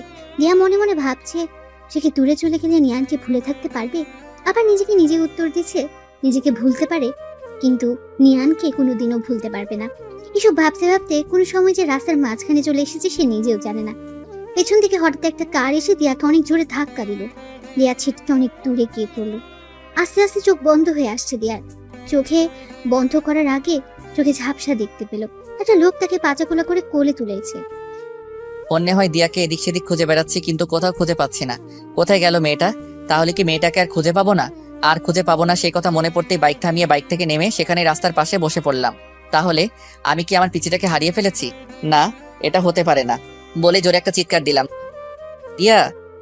চিৎকার করে কান্না করতে লাগলাম আর জোরে জোরে বলতে লাগলাম, দিয়া তুমি কোথায়? প্লিজ আমাকে ছেড়ে কোথাও যেও না দিয়া। দিয়া, আমি তোমাকে অনেক ভালোবাসি দিয়া। এই পিচি শয়তানি, তুই শুনতে পারছিস? আমি তোকে অনেক ভালোবাসি। হাওয়া করে কান্না করতে লাগলাম। এই দিয়া, তুমি আমার থেকে একবার বউ ডাক শুনতে চেয়েছিলে না? এই যে আমি তোমাকে বউ ডাকছি। বউ, এই বউ তুমি কোথায়? বউ, তুমি শুনতে পাচ্ছ আমি তোমাকে বউ ডাকছি? ইয়া আল্লাহ, তুমি আমার পিচি বউকে আমার কাছে এনে দাও। আমি যে ওকে ছাড়া বাঁচবো না আল্লাহ, সব দোষ আমার। বলেই পাশে ল্যাম্পপোস্টে নিজের মাথা বাড়ি দিতে লাগলাম। বাড়ি দিতে দিতে একসময় আমার মাথা দিয়ে রক্ত ঝরতে লাগলো। তবু আমি থামছি না, মাথা বাড়ি দিয়েই চলছি। হঠাৎ আমার চোখে অন্ধকার হয়ে আসলো, আমার মাথা ঘুরতে লাগলো। তারপর আমি মাটিতে লটিয়ে পড়লাম। এরপরে কি হয়েছিল আমার আর কিছু মনে নাই। দিয়া বলে চিৎকার দিয়ে উঠলাম। এ কি, আমি কোথায়? সারা রুমে চোখ বুলাতেই বুঝতে পারি এটা একটা হসপিটাল। মাথায় ব্যথা অনুভব করলাম, মাথায় হাত দিয়ে দেখি ব্যান্ডেজ। আমার চিৎকার শুনে আম্মু দৌড়ে কেবিনে ঢুকলেন। আম্মু আমার পাশে এসে বসে বললেন, এখন কেমন লাগছে নিয়ান? আমি আম্মুর প্রশ্নের উত্তর না দিয়ে কান্না করতে করতে বললাম, আম্মু দিয়া। চুপ কর, তোকে আর কিচ্ছু বলতে হবে না। আমি চিঠিটা পড়েছি আর তোদের ডিভোর্সের পেপারটাও দেখেছি। তুই মেয়েটার সাথে এমন কেন করলি নিয়ান? বলে আম্মু কান্না করতে করতে কেবিন থেকে বেরিয়ে গেলেন। আমি অসুস্থ না হলে হয়তো আম্মু আমার গালে কষে একটা চড় মারতেন। আমার অসুস্থতার জন্য সেটা করলেন না। আমার দিয়ার কথা মনে পড়তেই আমার বুকটা কেঁপে উঠলো। হাতের স্যালাইন খুলে হাসপাতালের সিট থেকে নামলাম। দাঁড়াতেই পারছি না, অনেক কষ্ট হচ্ছে, তবুও উঠে দাঁড়ালাম। যতই কষ্ট হোক আমাকে যে যেতে হবে, আমার পিচিটাকে যে খুঁজে বের করতে হবে। কেবিন থেকে বেরিয়ে পড়লাম। মাথাটা ঝিমঝিম করছে। আমাকে দেখে আম্মু চিৎকার দিয়ে উঠলেন, নিয়ান, তুই এই অবস্থাতে কোথায় যাচ্ছিস? বলেই পেছন থেকে আম্মু আমার হাত চেপে ধরলেন। আম্মু, আমাকে ছাড়ো, আমাকে যেতে হবে, দিয়াকে খুঁজে বের করতে হবে। নিয়ান বাবা, এরকম পাগলামি করিস না, তোর শরীরটা যে ভালো না। তাছাড়া দিয়াকে খুঁজতে তোর আব্বু আর চাচা গেছেন। না আম্মু, আমাকেও যেতে হবে। বলে এক ঝটকায় আম্মুর থেকে আমার হাত ছাড়িয়ে দৌড়ে যেতে লাগলাম। কিছুটা যেতেই মাথাটা ঘুরতে লাগলো, আর যেতে পারলাম না, সেখানেই মাথা ঘুরে পড়ে গেলাম। এদিকে আজ 3 দিন পর দেয়ার জ্ঞান ফিরল। রিয়া চোখ খুলতে নিজেকে একটা হসপিটাল আবিষ্কার করে। পাশে লক্ষ্য করে দেখে নিয়ানের বয়সে একটা ছেলে বসে আছে। দিয়া বলল, আমি কোথায় আর এখানে কিভাবে আসলাম? দিয়াকে উঠতে দেখে ছেলেটা বলল, আপনার এখন কেমন লাগছে? ভালো, কিন্তু আমি এখানে কেন? আর এটা কোন জায়গা? আপনি এখন মালয়েশিয়ায়। মানে আমি মালয়েশিয়ায় কিভাবে আসলাম? আমি তো একটা গাড়ির সাথে। দিয়াকে আটকিয়ে ছেলেটা বলল, হ্যাঁ, সেদিন আপনি আমার গাড়ির সাথে ধাক্কা খেয়েছিলেন। ধাক্কা অনেক জোরে লেগেছিল, আপনার অনেক ব্লিডিং হচ্ছিল। আমি আপনাকে সেখানকার একটা হসপিটালে নিয়ে যাই। অনেকক্ষণ আপনার চিকিৎসা চলার পর ডাক্তার বেরিয়ে এসে বলল 72 ঘন্টার ভেতরে আপনার জ্ঞান না ফিরলে আপনাকে আর বাঁচানো সম্ভব হবে না। অতবার উন্নত চিকিৎসার জন্য সেদিনই আপনাকে আমি মালয়েশিয়ায় নিয়ে আসি। আর আজ ঠিক 71 ঘন্টা পর আপনার জ্ঞান ফিরল। আপনি আমাকে কেন বাঁচালেন? আমি মরে গেলেই তো ভালো হতো। আমার সামনে একজন মানুষ মারা যাবে সেটা আমি চেয়ে চেয়ে দেখবো? তাও আবার আমার গাড়ির সাথে অ্যাক্সিডেন্ট হয়েছে। আচ্ছা, আপনি সেদিন মাঝ রাস্তায় দিয়ে হাঁটছিলেন কেন? আর মরে গেলে ভালো হতো এটা কেন বলছেন? দিয়া নিয়ানের সাথে ঘটে যাওয়া সব ঘটনাই ছেলেটাকে বলল। সব বলার পর ছেলেটার দিকে তাকাতেই দেখলো ছেলেটার চোখে পানি। ছেলেটা বলল, একটা মেয়ে একটা ছেলেকে এতটা ভালোবাসতে পারে? দিয়া কিছু বলল না, শুধু চোখ দিয়ে পানি ঝরছে। ছেলেটা আবার বলল, ওই বজ্জাত ছেলেটা কি করে পারলো আপনার মতো একটা মিষ্টি মেয়েকে কষ্ট দিতে? প্লিজ ওকে কিচ্ছু বলবেন না, ও অনেক ভালো ছেলে। আপনাকে এত কষ্ট দেওয়ার পরও আপনি বলছেন ছেলেটা ভালো? আমি যে ওকে আমার জীবনের চাইতেও বেশি ভালোবাসি, তাই ও যতই খারাপ হোক আর আমাকে যতই কষ্ট দেখ না কেন, আমার কাছে ও ভালোই থাকবে। সত্যি আপনার তুলনা হয় না। যে ছেলেটা আপনাকে এত অবহেলা কষ্ট দিল আর আপনি তাকেই বলছেন ভালো। আচ্ছা, আপনার নামটাই জানা হলো না। আমি দিয়া। আর আমি আরিয়ান চৌধুরী। আমি হলাম এই চৌধুরী সাহেবের মা। দিয়া দেখতে পেল কথাটা বলতে বলতে একজন মহিলা কেবিনে ঢুকছেন। আরিয়ান মহিলাটাকে দেখিয়ে বলল, দিয়া, উনি আমার আম্মু। দিয়া মুখ দিয়ে সালাম দিল, তারপর বলল, উনি এখানে? আমরা এখানে মালয়েশিয়ায় থাকি। এখন কেমন লাগছে মা? জি ভালো আন্টি। আমাকে আন্টি না, মা বলে ডেকো। জানো, কালকে যখন তোমাকে আমি প্রথম দেখি তখনই আমার মায়ের কথা মনে পড়ে যায়। তোমাকে দেখতে হুবহুব আমার মায়ের মতো। কথাগুলো বলে শেষ করেই চোখের পানি মুছলেন। রিয়া বুঝতে পারলো ওরা দুজনে অনেক ভালো মনের মানুষ। তারপর বলল, আচ্ছা ঠিক আছে, ডাকবো। আচ্ছা মা, তুমি এখন একটু রেস্ট নাও, আমরা বাইরে যাই। বলে ওরা চলে গেলেন। আরিয়ান চৌধুরীর পরিচয়টা একটু ভালো করে দিয়ে দেই। আরিয়ান চৌধুরী অনেক বড় একজন বিজনেসম্যান। বিজনেসটা ওর বাবারই, কিন্তু 2 বছর আগে ওর বাবা মারা যাওয়াতে পুরো বিজনেসটা ওকে সামলাতে হচ্ছে। বাংলাদেশ আর মালয়েশিয়া মিলে 3টা কোম্পানি আছে ওদের। তাই আরিয়ান চৌধুরী মালয়েশিয়ায় পরিবার নিয়ে থাকে। পরিবার বলতে ওর মা আর ছোট্ট একটা বোনকে নিয়ে তার পরিবার। 7 দিন পর আজ দিয়াকে হসপিটাল থেকে বাড়িতে যাওয়ার অনুমতি দিয়েছে। কিন্তু দিয়া ভাবতে লাগলো তার তো কোনো বাড়ি নেই, সে এখন কোথায় যাবে? এসব ভাবছিল তখনই আরিয়ান চৌধুরী ও তার মা ঢুকলো। আরিয়ান বলল, চলেন, আজ আপনাকে হসপিটাল থেকে ছেড়ে দিয়েছে। কিন্তু আমি কোথায় যাব? কোথায় যাবে মানে? আমাদের বাড়িতে যাবে। কিন্তু আমি আপনাদের বাড়িতে কোন পরিচয়ে যাব? আমার তো আর কোনো পরিচয় নাই। আমাদের বাড়িতে যেতে তোমার কোনো পরিচয় লাগবে না মা। আম্মু, উনি যখন পরিচয় চাইছেন তাহলে ওনাকে একটা পরিচয় দিলে সমস্যা কোথায়? কি পরিচয় দিবি তুই ওকে? আমার বউয়ের পরিচয়। মানে?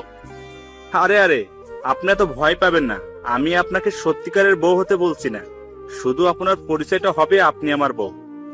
কিন্তু আর কোনো কিন্তু না, এবার বাড়িতে চলুন। এদিকে আমি হাসপাতাল থেকে বাড়িতে এসে পাগলের মতো হয়ে গেলাম। প্রত্যেকদিন দিয়াকে খুঁজতে বের হই, কিন্তু কোথাও খুঁজে পাই না। সারা বাংলাদেশের অলিগলি সব খুঁজলাম, কিন্তু কোথাও খুঁজে পেলাম না। এভাবে প্রত্যেকদিন মেয়েটাকে পাগলের মতো খুঁজে বেড়াই, যে মেয়েটাকে আমি সহ্যই করতে পারতাম না। আজ সেই মেয়ের জন্য প্রত্যেক রাত কান্না করে বালিশ ভিজাই। এভাবে দিয়ার অপেক্ষায় কেটে গেল অনেক নির্ঘুম রাত, কেটে গেল 5-5টা বছর। এর মধ্যে দিয়ার কথা প্রায় সবাই ভুলেই গেছে।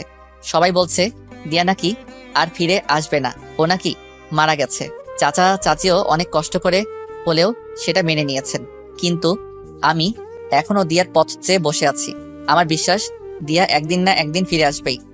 এর মধ্যে আব্বু আম্মু অনেকবার বলেছেন যে বিয়ে করে নতুন করে জীবন শুরু করতে, কিন্তু আমি ওদের বারবার বলে দিচ্ছি যে দিয়ার অপেক্ষায় সারা জীবন পার করে দিতে পারবো।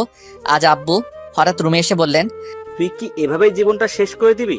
তোর কি মনে হয় মেয়েটা এখনো বেঁচে আছে? আর বেঁচে থাকলেও কি তোর জন্য বসে আছে নাকি? বেঁচে থাকলেও হয়তো কারোর সাথে বিয়ে হয়ে সংসার করছে। আব্বু প্লিজ, তোকে আমি 2টা অপশন দিচ্ছি, বিয়ে কর নয়তো চাকরি বাকরি কিছু একটা করে জীবনটা নতুন করে শুরু কর। কিছুক্ষণ চুপ থেকে বললাম, ওকে আব্বু, আমি চাকরি করব। আব্বু একটা স্বস্তির নিঃশ্বাস ফেলে চলে গেলেন। পরের দিন আমি একটা চাকরির ইন্টারভিউ দিতে যাই। ইন্টারভিউ দেওয়ার পর আমাকে কিছুক্ষণের জন্য ওয়েটিং এ রাখে। আমাকে কিছুক্ষণ পর আবার আমাকে ডাকে, আমাকে বলে কংগ্রাচুলেশনস, আপনার চাকরি হয়ে গেছে। কিন্তু সেটা মালয়েশিয়ায়। আপনার সব রেজাল্ট ভালো দেখে আমরা আমাদেরই আরেকটা কোম্পানি থেকে ট্রান্সফার করে দেই। মালয়েশিয়ার কথা শুনে কেন জানি আমি হ্যাঁ বলে দেই। আমার কেন জানি মনে হচ্ছে মালয়েশিয়ায় কিছু একটা আছে। বাড়িতে এসে আব্বুকে বলতেই আব্বু অনেক খুশি হলেন। রাতের খাবার খেয়ে রুমে এসে ঘুমানোর চেষ্টা করছি, কিন্তু ঘুম আসছে না। বারবার দিয়ার সেই নিষ্পাপ হাসি চোখে ভেসে উঠছে। জানি শেষ রাত বা মধ্যরাত ছাড়া আমার ঘুম আসবে না। গত 5 বছর ধরে এরকমটাই হয়ে আসছে।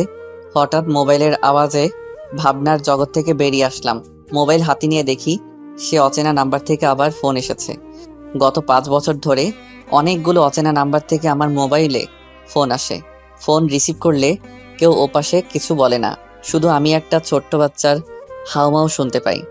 অনেকবার বিরক্ত হয়ে অনেকগুলো নাম্বার ব্লক মেরেছি, কিন্তু কোনো কাজ হয় না।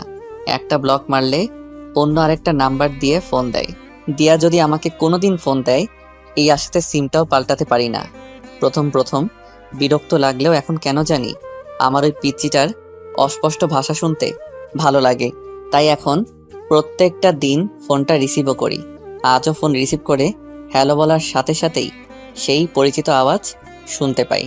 ওপাশ থেকে আব্বু আম্মু বলে অস্পষ্ট ভাষায় কি যেন একটা বলছে, কিছু বুঝতে পারি না। শুধু এই আব্বু আম্মু ডাকটাই বুঝতে পারি। আজকে আমি মালয়েশিয়ায় যাচ্ছি। বাড়িতে সবার থেকে বিদায় নিয়ে এয়ারপোর্টে চলে আসলাম। এয়ারপোর্টে এসে ওই দিন যেই লোকটা আমার ইন্টারভিউ নিয়েছিল সেই লোকের সাথেই আরো অনেকগুলো লোকজন দেখতে পারলাম। পরে জানতে পারলাম ওরাও আমার মতোই মালয়েশিয়াতে চাকরি করতে সিলেক্ট হয়েছে। ওদের মধ্যে একজনের সাথে আমার অনেক ভাব জমে গেল। ওর নাম জিসান। বিমানে আমার পাশের সিটেই বসেছিল। ওর সাথে মিশে বুঝতে পারলাম ছেলেটা একটু বেশি চঞ্চল টাইপের, অনেক বেশি কথা বলে। ফ্লাইট ল্যান্ড করলো মালয়েশিয়ায়। আমি মালয়েশিয়ার মাটিতে পা রাখতেই আমার বুকটা কেঁপে উঠল। বুঝতে পারলাম না কেন হলো এমনটা। মালয়েশিয়া নামটা শোনার পর থেকেই আমার কেমন যেন অদ্ভুত একটা ফিলিংস কাজ করছিল। আমরা যেই কোম্পানিতে কাজ করতে আসছি সেই কোম্পানিরই কয়েকজন লোক এসে আমাদের একটা হোটেলে নিয়ে গেল। আজকে রেস্ট নিয়ে কালকে থেকে অফিস। আমি হোটেলে এসে আমার রুমে ঢুকলাম। ফ্রেশ হয়ে বসে আছি। বসে বসে বোর হচ্ছি, তাই ভাবলাম শহরটা একটু ঘুরে দেখি। রুম থেকে বের হতেই জিসানের সামনে পড়লাম। জিসান আমাকে দেখে হেসে বলল, কি ভাই, কোথায় বের হচ্ছেন? আসলে রুমে বসে বসে বোর হচ্ছিলাম, তাই একটু ঘুরতে যাচ্ছি। আমিও সেম ভাই, চলেন আমিও যাব আপনার সাথে। তাহলে তো ভালোই হলো, আমাকেও একা একা ঘুরতে হবে না। চলেন। কোথায় যাওয়া যায় বলেন তো? আমি তো এখানকার জায়গা তেমন চিনি না। আমি চিনি ভাই, চলেন ভাই, আমরা এখানকার সব থেকে বড় শপিং মলে যাই। অনেক সুন্দর একটা শপিং মল। আমারও একটা জিনিস কিনতে হবে, জিনিসটাও কিনলাম আর ঘোরাঘুরিও করলাম। আচ্ছা চলুন। একটা ট্যাক্সি নিয়ে শপিং মলের সামনে এসে নামলাম। সত্যি শপিং মলটা অনেক বড় এবং সুন্দর। শপিং মলের ভিতরে ঢুকতে আমার শরীরে একটা কঠিন ঠান্ডা বাতাস লাগলো, আর আমার বুকের ভিতর ধুকধুক করতে লাগলো। আমি সেখানটায় দাঁড়িয়ে হার্টবিটের ধুকধুকানি ফিল করতে লাগলাম। আমার এরকম হচ্ছে কেন? জিসান বলল, কি ভাই, এখানে দাঁড়িয়ে আছেন কেন, আর কি ভাবছেন? আমি এই শপিং মলে ঢোকার সাথে সাথেই আমার শরীরে কি রকম জানি ঠান্ডা বাতাস লাগলো। আরে ভাই, এটা এসির বাতাস। না, এটা এসির বাতাস হতে পারে না। এসির বাতাস এত মোলায়েম আর কঠিন না, আর এই বাতাসটা একেবারে আমার বুকের ভিতর লেগেছে। আরে ভাই, কি সব আবল তাবল বলছেন? আমি জোরে একটা নিঃশ্বাস ফেলে বললাম, না কিছু না, চলেন। তারপর জিসানকে নিয়ে লিফটে করে শপিং মলটার 3 তলাতে উঠলাম। জিসান ঘুরে ঘুরে টি শার্ট দেখছে, হয়তো টি শার্ট কেনার জন্যই আসছে। আমি আর ওকে জিজ্ঞেস করলাম না। জিসান একটা টি শার্ট হাতে নিয়ে চেঞ্জ রুমে গেল। আমার একটা শার্ট অনেক ভালো লাগছে, সেই শার্টটাই নেড়ে চেড়ে দেখছিলাম। হঠাৎ আমার চোখ আটকে গেল একটা মেয়ের উপর। মেয়েটা আমার ঠিক উল্টো দিকে মুখ করে লিফটের সামনে দাঁড়িয়ে আছে। মেয়েটাকে আমার এত চেনা চেনা লাগছে কেন? আমি মেয়েটার মুখ দেখতে না পারলেও আমার কেন জানি মনে হচ্ছে মেয়েটা আমার অনেক দিনের চেনা কেউ। আমার হার্টবিট অনেক স্পিডে দৌড়াচ্ছে। দৌড়ে আমি মেয়েটার কাছে যেতে লাগলাম। আমি দৌড়ে মেয়েটার কাছে যাওয়ার আগেই মেয়েটা লিফটে উঠে গেল। আমি লিফটের সামনে এসে দেখলাম লিফট লেগে গেছে। সেখানে দাঁড়িয়েই হাঁপাতে লাগলাম। হঠাৎ চোখ পড়ল পাশের সিঁড়ির উপর। আমি দৌড়ে সিঁড়ি দিয়ে নামতে লাগলাম। নিচতলায় আসতেই দেখলাম মেয়েটা শপিং মল থেকে বের হয়ে যাচ্ছে। আমিও দৌড়ে শপিং মল থেকে বের হতেই দেখলাম মেয়েটা একটা গাড়িতে উঠে গেছে। গাড়িতে কালো গ্লাস থাকাতে তখনও আমি মেয়েটাকে দেখতে পাই নাই। গাড়িটা অনেক স্পিডে চলে গেল। আমি সেখানে দাঁড়িয়ে রইলাম। পিছন থেকে জিসান ডাকতে ডাকতে আসলো, নিয়ান ভাই, হ্যাঁ নিয়ান ভাই। আমার পাশে এসে হাঁপাতে লাগলো। আবার বলল, কি ভাই, শপিং মল থেকে এভাবে দৌড়ে বের হচ্ছিলেন কেন? পিছন থেকে আমি এত ডাকলাম, আপনি শুনলেনই না। পরে বলবো, এখন হোটেলে চলুন। সত্যি আপনি অনেক অদ্ভুত ভাই। চলুন। পরের দিন সকালে রেডি হয়ে অফিস যাওয়ার জন্য হোটেলের বাইরে আসলাম। পিছন থেকে জিসান এসে বলল, কি ভাই, আমাকে ফেলেই চলে যাচ্ছেন? আমি ভাবলাম আপনি হয়তো নিচে আছেন, তাই আমি নিচে আসলাম। অফিসের বাস এসে আমাদের নিয়ে গেল। অফিসে আসলাম। অফিসে ঢোকা মাত্রই সেই দিন শপিং মলের মতো একটা ঠান্ডা বাতাস লাগলো। আমি অফিসের ভিতর ঢুকেই কেন জানি অস্থির অস্থির লাগছে। পিয়ন এসে বলল, সবাই এক এক করে ম্যাডামের সঙ্গে মিট করে আসুন। একজন একজন করে একটা রুমে যাচ্ছে, আর 4-5 মিনিট পর পর বেরিয়ে আসছে। এইভাবে এক এক করে সবাই গেল। আমি এখনো বসে আছি। জিসান এসে বলল, ভাই যান যান, ভেতরে যান, আর গিয়ে পরি দেখে আসুন। কি বলছেন? কি পরি কোত্থেকে আসলো? আরে ভাই, এই পরি সেই পরি না, এটা মানুষ পরি। মানে আমাদের বসটা দেখতে একেবারে পরির মতো। আমাদের কি মেয়ে বস নাকি? ভাই তাড়াতাড়ি যান। আমি উঠে আমাদের বস মানে মেয়েটার দরজার পাশে এসে বললাম, may I come in madam? Yes, coming. মেয়েটার কণ্ঠ শুনে আমি চমকে উঠলাম। চোখ তুলে তাকাতেই আমি স্তব্ধ হয়ে দাঁড়িয়ে রইলাম। আমি কি দেখছি? আমি নিজের চোখকে বিশ্বাস করতে পারছি না। তখন আমার মুখ দিয়ে শুধু একটা শব্দ বেরিয়ে আসলো, দিয়া তুমি? আমি আমার নিজের শরীরে একটা চিমটি কেটে চোখ বন্ধ করে আবার তাকালাম। আমি ঠিকই দেখছি, দিয়া আমার সামনে, আমার পিচ্চি বউ আমার সামনে। কিন্তু এটা কোন দিয়া? এটা কি সেই পিচ্চিটা? পিচ্চিটা তো এখন পিচ্চি নাই, অনেক বড় হয়ে গেছে। এদিকে দিয়া আমাকে দেখে চেয়ারে বসে থাকতে পারলো না, চেয়ার থেকে উঠে দাঁড়ালো। মুখটা হা করে আমার দিকে অবাক দৃষ্টিতে তাকিয়ে রইল, আর গাল বেয়ে চোখের পানি গড়িয়ে পড়ছে। আমি যেই দিয়ার কাছে এগিয়ে গিয়ে কিছু বলতে যাব, তখনই আমার পিছন থেকে একটা বাচ্চা বলে উঠল, আম্মু। আমি পিছনে তাকিয়ে দেখলাম একটা লোকের কোলে 3 থেকে 4 বছর বয়সী একটা বাচ্চা। লোকটা হয়তো ড্রাইভার, কিন্তু বাচ্চাটা আম্মু বলল কাকে? বাচ্চাটা সেই ড্রাইভারটার কোল থেকে নেমে ছোট ছোট পায়ে দৌড়ে গিয়ে আম্মু আম্মু বলতে বলতে দিয়ার কোলে উঠল। আমার মাথায় যেন আকাশ ভেঙে পড়ল। তার মানে সেদিনের আব্বুর কথাটাই সত্যি হলো। দিয়া অন্য কারোর সাথে বিয়ে হয়ে সংসার করছে, আর তার প্রমাণ হলো এই বাচ্চাটা। আমার সেখানে দাঁড়িয়ে থাকতে কষ্ট হচ্ছে, বুকের ভিতর অনেক কষ্ট ফিল হচ্ছে। মনে হচ্ছে কেউ বুকে হাতুড়ি দিয়ে পিটাচ্ছে। আমি কিছুক্ষণ ওদের মা মেয়েকে দেখে কেবিন থেকে বেরিয়ে যেতে লাগলাম। পিছন থেকে দিয়া ডাক দিল। এই যে শুনুন। আমি ঘুরে দিয়ার চোখের দিকে তাকালাম। দিয়া একবার আমার চোখের দিকে তাকিয়ে আবার চোখ নিচে নামিয়ে বলল, অফিসের বসকে কোনোদিন নাম ধরে ডাকতে নেই, এই ভুলটা যেন আর না হয়। আমি দিয়ার কণ্ঠে রাগ মান অভিমান ফিল করলাম। কিছুক্ষণ দিয়ার দিকে তাকিয়ে থেকে বললাম, জি ম্যাডাম। বলে আমি আবার বেরিয়ে যেতে লাগলাম। পিছন থেকে দিয়ার মেয়েটা দৌড়ে এসে আমার হাত ধরলো আর তুতলিয়ে তুতলিয়ে বলল, আঙ্কেল, আমি তোমাকে চিনি। আমি মেয়েটাকে কোলে নিয়ে গালে একটা চুমু দিয়ে বললাম, কিভাবে চিনো মামনি? তোমাকে আমি আম্মুর ফোনে দেখেছি। মেয়েটার কথা শুনে আমি দিয়ার দিকে তাকালাম। দিয়া মেয়েটাকে ধমক দিয়ে বলল, রিয়া, এদিকে আসো বলছি। না, আমি যাব না, আমি হামজাদের কাছে থাকবো। বলেই আমার গলা 2 হাত দিয়ে শক্ত করে জড়িয়ে ধরলো। টিয়া রেগে সেখান থেকে উঠে এসে মেয়েটাকে আমার কোলে থেকে টেনে নিয়ে নিল। মেয়েটা কান্না শুরু করে দিল, তারপর অন্যদিকে মুখ করে দিয়া বলল, আপনি এখন আসতে পারেন, আর গিয়ে আপনার কাজ শুরু করে দেন। আমি সেখান থেকে বেরিয়ে আসলাম। মিয়ান বেরিয়ে যাওয়ার সাথে সাথে দিয়া ক্যাবিনের দরজাটা লক করে এসে কান্না করতে লাগলো। দিয়ার চিৎকার দিয়ে কান্না করতে ইচ্ছে করছে, কিন্তু অফিস বলে সেটা করতে পারছে না। দিয়া হাত দিয়ে মুখ চেপে কান্না করতে লাগলো। কান্না করছে আর বলছে, আমি কি করে পারলাম আমার নিয়ানের সাথে এরকম ভাবে কথা বলতে? যাকে আমি আমার জীবনের চাইতেও বেশি ভালোবাসি, তাকে আমি কি করে পারলাম এরকম অপমান করতে? এগুলো বলছে আর মুখ চেপে কান্না করছে দিয়া। দিয়ার মেয়েটা তার মার কান্না দেখে বলল, আম্মু তুমি কেঁদো না, আমি আর যাবো না ওই আঙ্কেলটার কাছে। দিয়া ওর মেয়েকে জড়িয়ে ধরে কান্না করতে লাগলো আর বলল, তুই ওর কাছে যাওয়াতে আমি কাঁদছি না, তুই ওর কাছে যাওয়াতে আমি আরো খুশি হয়েছি। বলে দিয়া মেয়েটার কপালে একটা চুমু খেলো। রিয়া এখন বুঝতে পারলো কালকে শপিং মলে তার মনে হয়েছিল যে নিয়ান তার আশেপাশে ছিল, তার মানে সত্যি নিয়ান শপিং মলে ছিল। রিয়া চোখের পানি মুছে জোরে একটা নিঃশ্বাস নিল। এখন রিয়ার ভেতরটা একটু হালকা লাগছে, কারণ আজ 5 বছর পর নিয়ানকে সে দেখলো। আমি সামনে আগাচ্ছি আর ভাবছি এটাই আমার প্রাপ্য ছিল। আমি মেয়েটাকে একসময় কত কষ্ট দিয়েছি, এখন মেয়েটার চেয়ে দ্বিগুণ কষ্ট আমি পাচ্ছি। হ্যাঁ, এটাই আমার প্রাপ্য। আমাকে অনেকক্ষণ পর কেবিন থেকে বেরিয়ে আসতে দেখে জিসান এগিয়ে আসলো, এসে বলল, কি ভাই, এতক্ষণ ধরে? আমাদের পরিবস আপনার কি পরীক্ষা দিচ্ছিল? সাবধান ভাই, অন্য কোনো ধান্দায় পড়েন না। আমাদের পরিবসটা কিন্তু ম্যারিড, আর আমাদের ম্যাডামের হাজবেন্ড হচ্ছে এই সারা কোম্পানির মালিক। ও আচ্ছা। আপনার মুখটা এমন লাগছে কেন ভাই?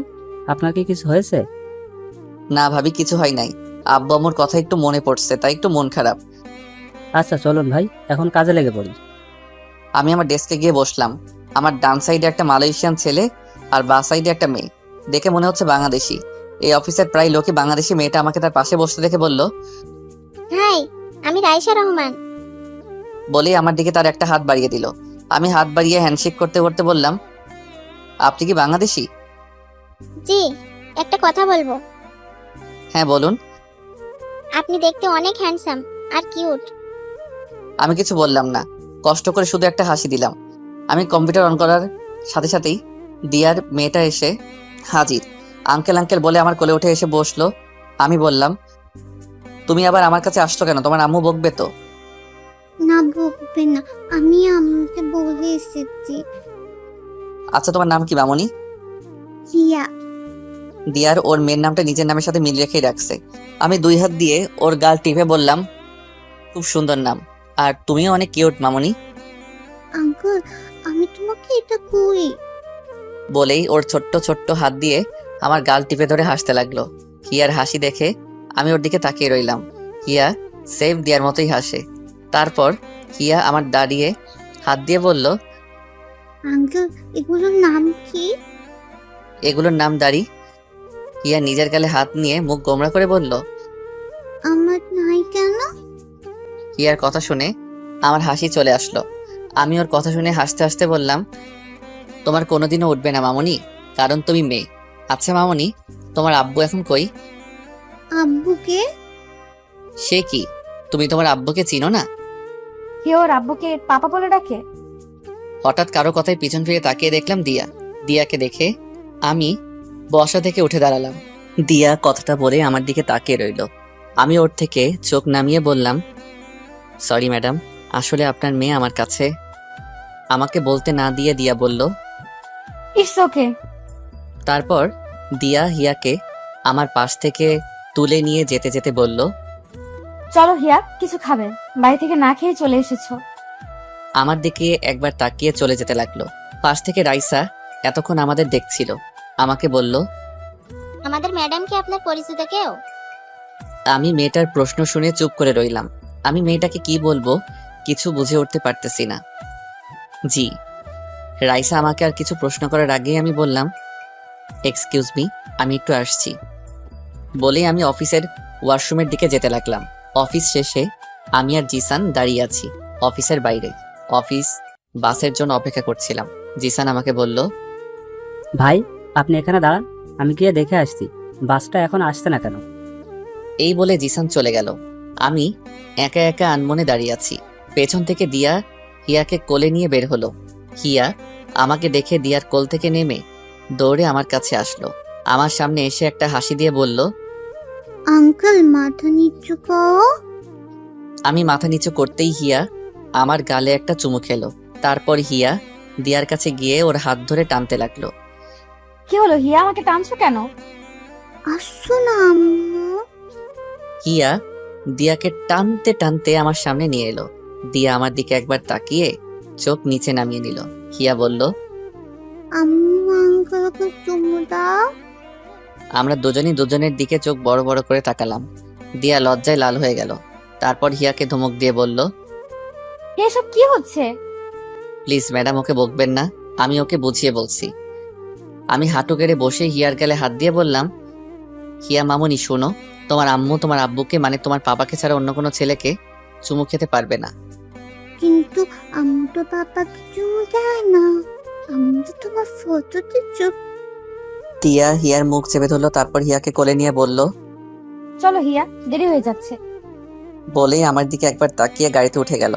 গাড়িতে উঠে হিয়া আমাকে হাত নাড়িয়ে টাটা দিতে লাগলো।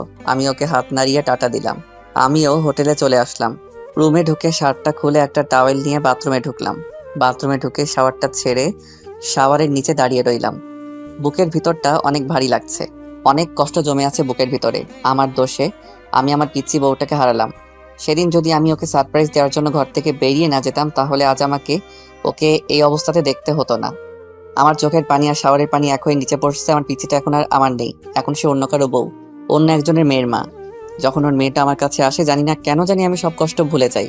এখন আমি নিজেকে একটা কথা ভেবেই সান্ত্বনা দিচ্ছি যে যাই হোক, আমার পিচ্চিটা তো সুখে আছে, ও সুখে থাকলেই হলো, আমার আর কিছু চাই না। দিয়ার সুখে আমার সুখ। অনেকক্ষণ শাওয়ার নিজে থাকার পর বাথরুম থেকে বেরিয়ে আসলাম। পরের দিন অফিসে যাওয়ার জন্য জিসান রেডি হয়ে আমার রুমে এসে বলল, কি ভাই আপনি এখনো রেডি হন নাই? অফিস বাস চলে আসছে তো। জিসান ভাই, আপনি অফিস বাস দিয়ে চলে যান, আমি পরে একটা ট্যাক্সি নিয়ে চলে যাব। আচ্ছা ঠিক আছে, আমি যাই, আপনি দেরি করবেন না কিন্তু। নতুন নতুন অফিস জয়েন করেছেন, দেরি করলে সমস্যা হতে পারে কিন্তু। আচ্ছা। আমি ভাবতে লাগলাম আমার কি আর দিয়ার সামনে যাওয়া ঠিক হবে? ও যখন সুখে আছে তাহলে থাক না সুখে, আমি কেন ওর পথের কাঁটা হয়ে দাঁড়াবো? তাই ভাবলাম আমি আর দিয়ার সামনে যাব না। এদিকে হিয়া অনেকক্ষণ ধরে ওর মাকে বলে যাচ্ছে, আম্মু আঙ্কেল আসছে না কেন। হিয়া প্রতিদিন দিয়ার সাথে অফিসে আসে। দিয়া ওর মেয়েকে বলছে আসবে, এক্ষুনি চলে আসবে। এদিকে দিয়াও চিন্তায় পড়ে। দিয়া মনে মনে ভাবতে লাগলো, অফিস বাস তো সেই কখন চলে আসলো, কিন্তু নিয়ান আসলো না কেন অফিস বাসে? নিয়ান কি আর আসবে না অফিসে? নিয়ান তো আমাকে সহ্যই করতে পারে না, তাহলে কি আমার জন্য সে আর অফিসে আসবে না? আমার নিয়ানকে কি আমি আর দেখতে পারবো না? নিয়ানকে সে আর দেখতে পারবে না। সে কথা মনে পড়তে দিয়ার বুকের ভেতর ধুক করে উঠলো, চোখ দিয়ে পানি বেরিয়ে আসলো। এতক্ষণ সে তার ক্যাবিনের সামনে দাঁড়িয়েছিল। হঠাৎ খেয়াল হলো নিয়ান অফিসে ঢুকছে। দিয়ার চোখে মুখে হাসি ফুটে উঠলো। হিয়া নিয়ানকে দেখতে পেয়ে দৌড়ে গিয়ে নিয়ানের পা দুটো জড়িয়ে ধরলো। আমি হিয়াকে টেনে কোলে তুললাম। গালে একটা চুমু দিলাম। হ্যাঁ, আজ ওর জন্য অফিসে আসতে হলো। আমি যে দিয়ার মেয়েটার মায়ায় পড়ে গেছি। আঙ্কেল, আমি তোমার সাথে কথা বলবো না। তুমি এত দেরি করে আসলে কেন? সরি। দেখি কিউটিটার মুখটা। হিয়া মুখটা অন্যদিকে ঘুরিয়ে নিল। আমি এবার হিয়াকে কাতুকুতু দিতে লাগলাম। হিয়া খিলখিল করে হাসতে লাগলো। রিয়া ওদের দেখে একটা হাসি দিয়ে চোখ মুছে জোরে একটা নিঃশ্বাস ফেলে ক্যাবিনে চলে গেল। আমি সারাদিন হিয়াকে নিয়ে মেতে রইলাম। মেয়েটা অনেক পাকা পাকা কথা বলছে, আর আমি সেই কথা শুনে হাসতে হাসতে ফেটে পড়ছি। রিয়া বারবার ক্যাবিন থেকে বের হয়ে এসে কিছুক্ষণ ওদের দেখে, তারপর একটা হাসি দিয়ে আবার নিজের ক্যাবিনে চলে যায়। এভাবে সারাটা দিন কেটে গেল। জিসান এসে বলল, ভাই হোটেল যাবেন না? অফিস তো শেষ হয়ে গেল। আমার যাওয়ার কথা শুনেই হিয়া আমার গলা জড়িয়ে ধরলো। না আঙ্কেল, যাবে না। জিসান ভাই, আপনি অফিস বাস দিয়ে চলে যান, আমি সকালের মতো ট্যাক্সি দিয়ে চলে যাব। জিসান চলে গেল। কিছুক্ষণ পর দিয়া কেবিন থেকে বেরিয়ে আমাদের কাছে এসে হিয়াকে বলল, গিয়ে আসো, আমরা বাসায় যাব। না, আমি যাব না। চলেন, আমি আপনাদের গাড়িতে তুলে দিয়ে আসছি। অফিসের বাইরে এসে দিয়ার গাড়ির সামনে আসলাম। দিয়া আগে গিয়ে গাড়িতে বসলো। আমি হিয়াকে বললাম, হিয়া আমার দিকে তাকাও। হিয়া আমার কাছ থেকে মুখ তুলে তাকালো। আমি বললাম, যাও এখন বাসায়। তুমি এরকম করলে কিন্তু আমি কালকে আর এখানে আসবো না। হিয়া আমার কথা শুনে গাড়িতে উঠে গিয়ে বসলো। আমি হিয়ার গালে একটা চুমু দিয়ে সেখান থেকে চলে যেতে লাগলাম। হঠাৎ পিছন থেকে দিয়া ডাক দিল। এই যে শোনো। আমি পিছন ফিরে তাকাতেই দেখলাম দিয়া গাড়ির থেকে মুখ বের করে আছে। আমি বললাম, জি বলুন। অফিস বাস তো চলে গেছে, তুমি কিভাবে যাবে? দিয়ার মুখে তুমি ডাক শুনে ওর দিকে অবাক চোখে তাকিয়ে রইলাম। দিয়া আবার বলল, আমি তোমাকে কিছু প্রশ্ন করছি। ও জি, আমি ট্যাক্সি দিয়ে চলে যাব। তুমি যদি কিছু মনে না করো, আমি তোমাকে পৌঁছে দিতে পারি। থ্যাংক ইউ, লাগবে না, আমি চলে যেতে পারবো।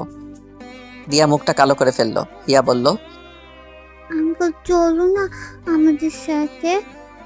আমি হিয়ার মুখের দিকে তাকিয়ে না করতে পারলাম না। উঠে গেলাম ওদের গাড়িতে। আমি এক পাশে আর দিয়া আরেক পাশে, আর হিয়া মাঝখানে। হিয়া আমার কোলে উঠে এসে বসলো। কেউ কোনো কথা বলছি না। কিছুক্ষণ চুপ থাকার পর হুট করে দিয়া বলল, তোমার বউকে কি এখানে মানে মালয়েশিয়ার সাথে করে নিয়ে এসেছো? আমি দিয়ার কথা শুনে হাসতে লাগলাম। হা হা হা, বউ হা হা। কি হলো, হাসছো কেন? আমি হাসির কিছু বলেছি? আমার কপালে বউ নাই। মানে তুমি কি সব অদ্ভুত কথা বলছো? সত্যি তো বলছি, এখানে অদ্ভুতের কি আছে? মানে তুমি এখনো বিয়ে করো নাই? না, বললাম না আমার কপালে বউ নাই। কেন বিয়ে করো নাই? তুমি জেনে কি করবে? প্লিজ বলো না, কেন বিয়ে করো নাই? আমি কিছুক্ষণ চুপ করে রইলাম। তারপর দিয়ার চোখে চোখ রেখে বললাম, তোমার জন্য। আমার জন্য মানে? সেদিন রাতে আমি কিছু একটা ভেবে চুপ করে রইলাম।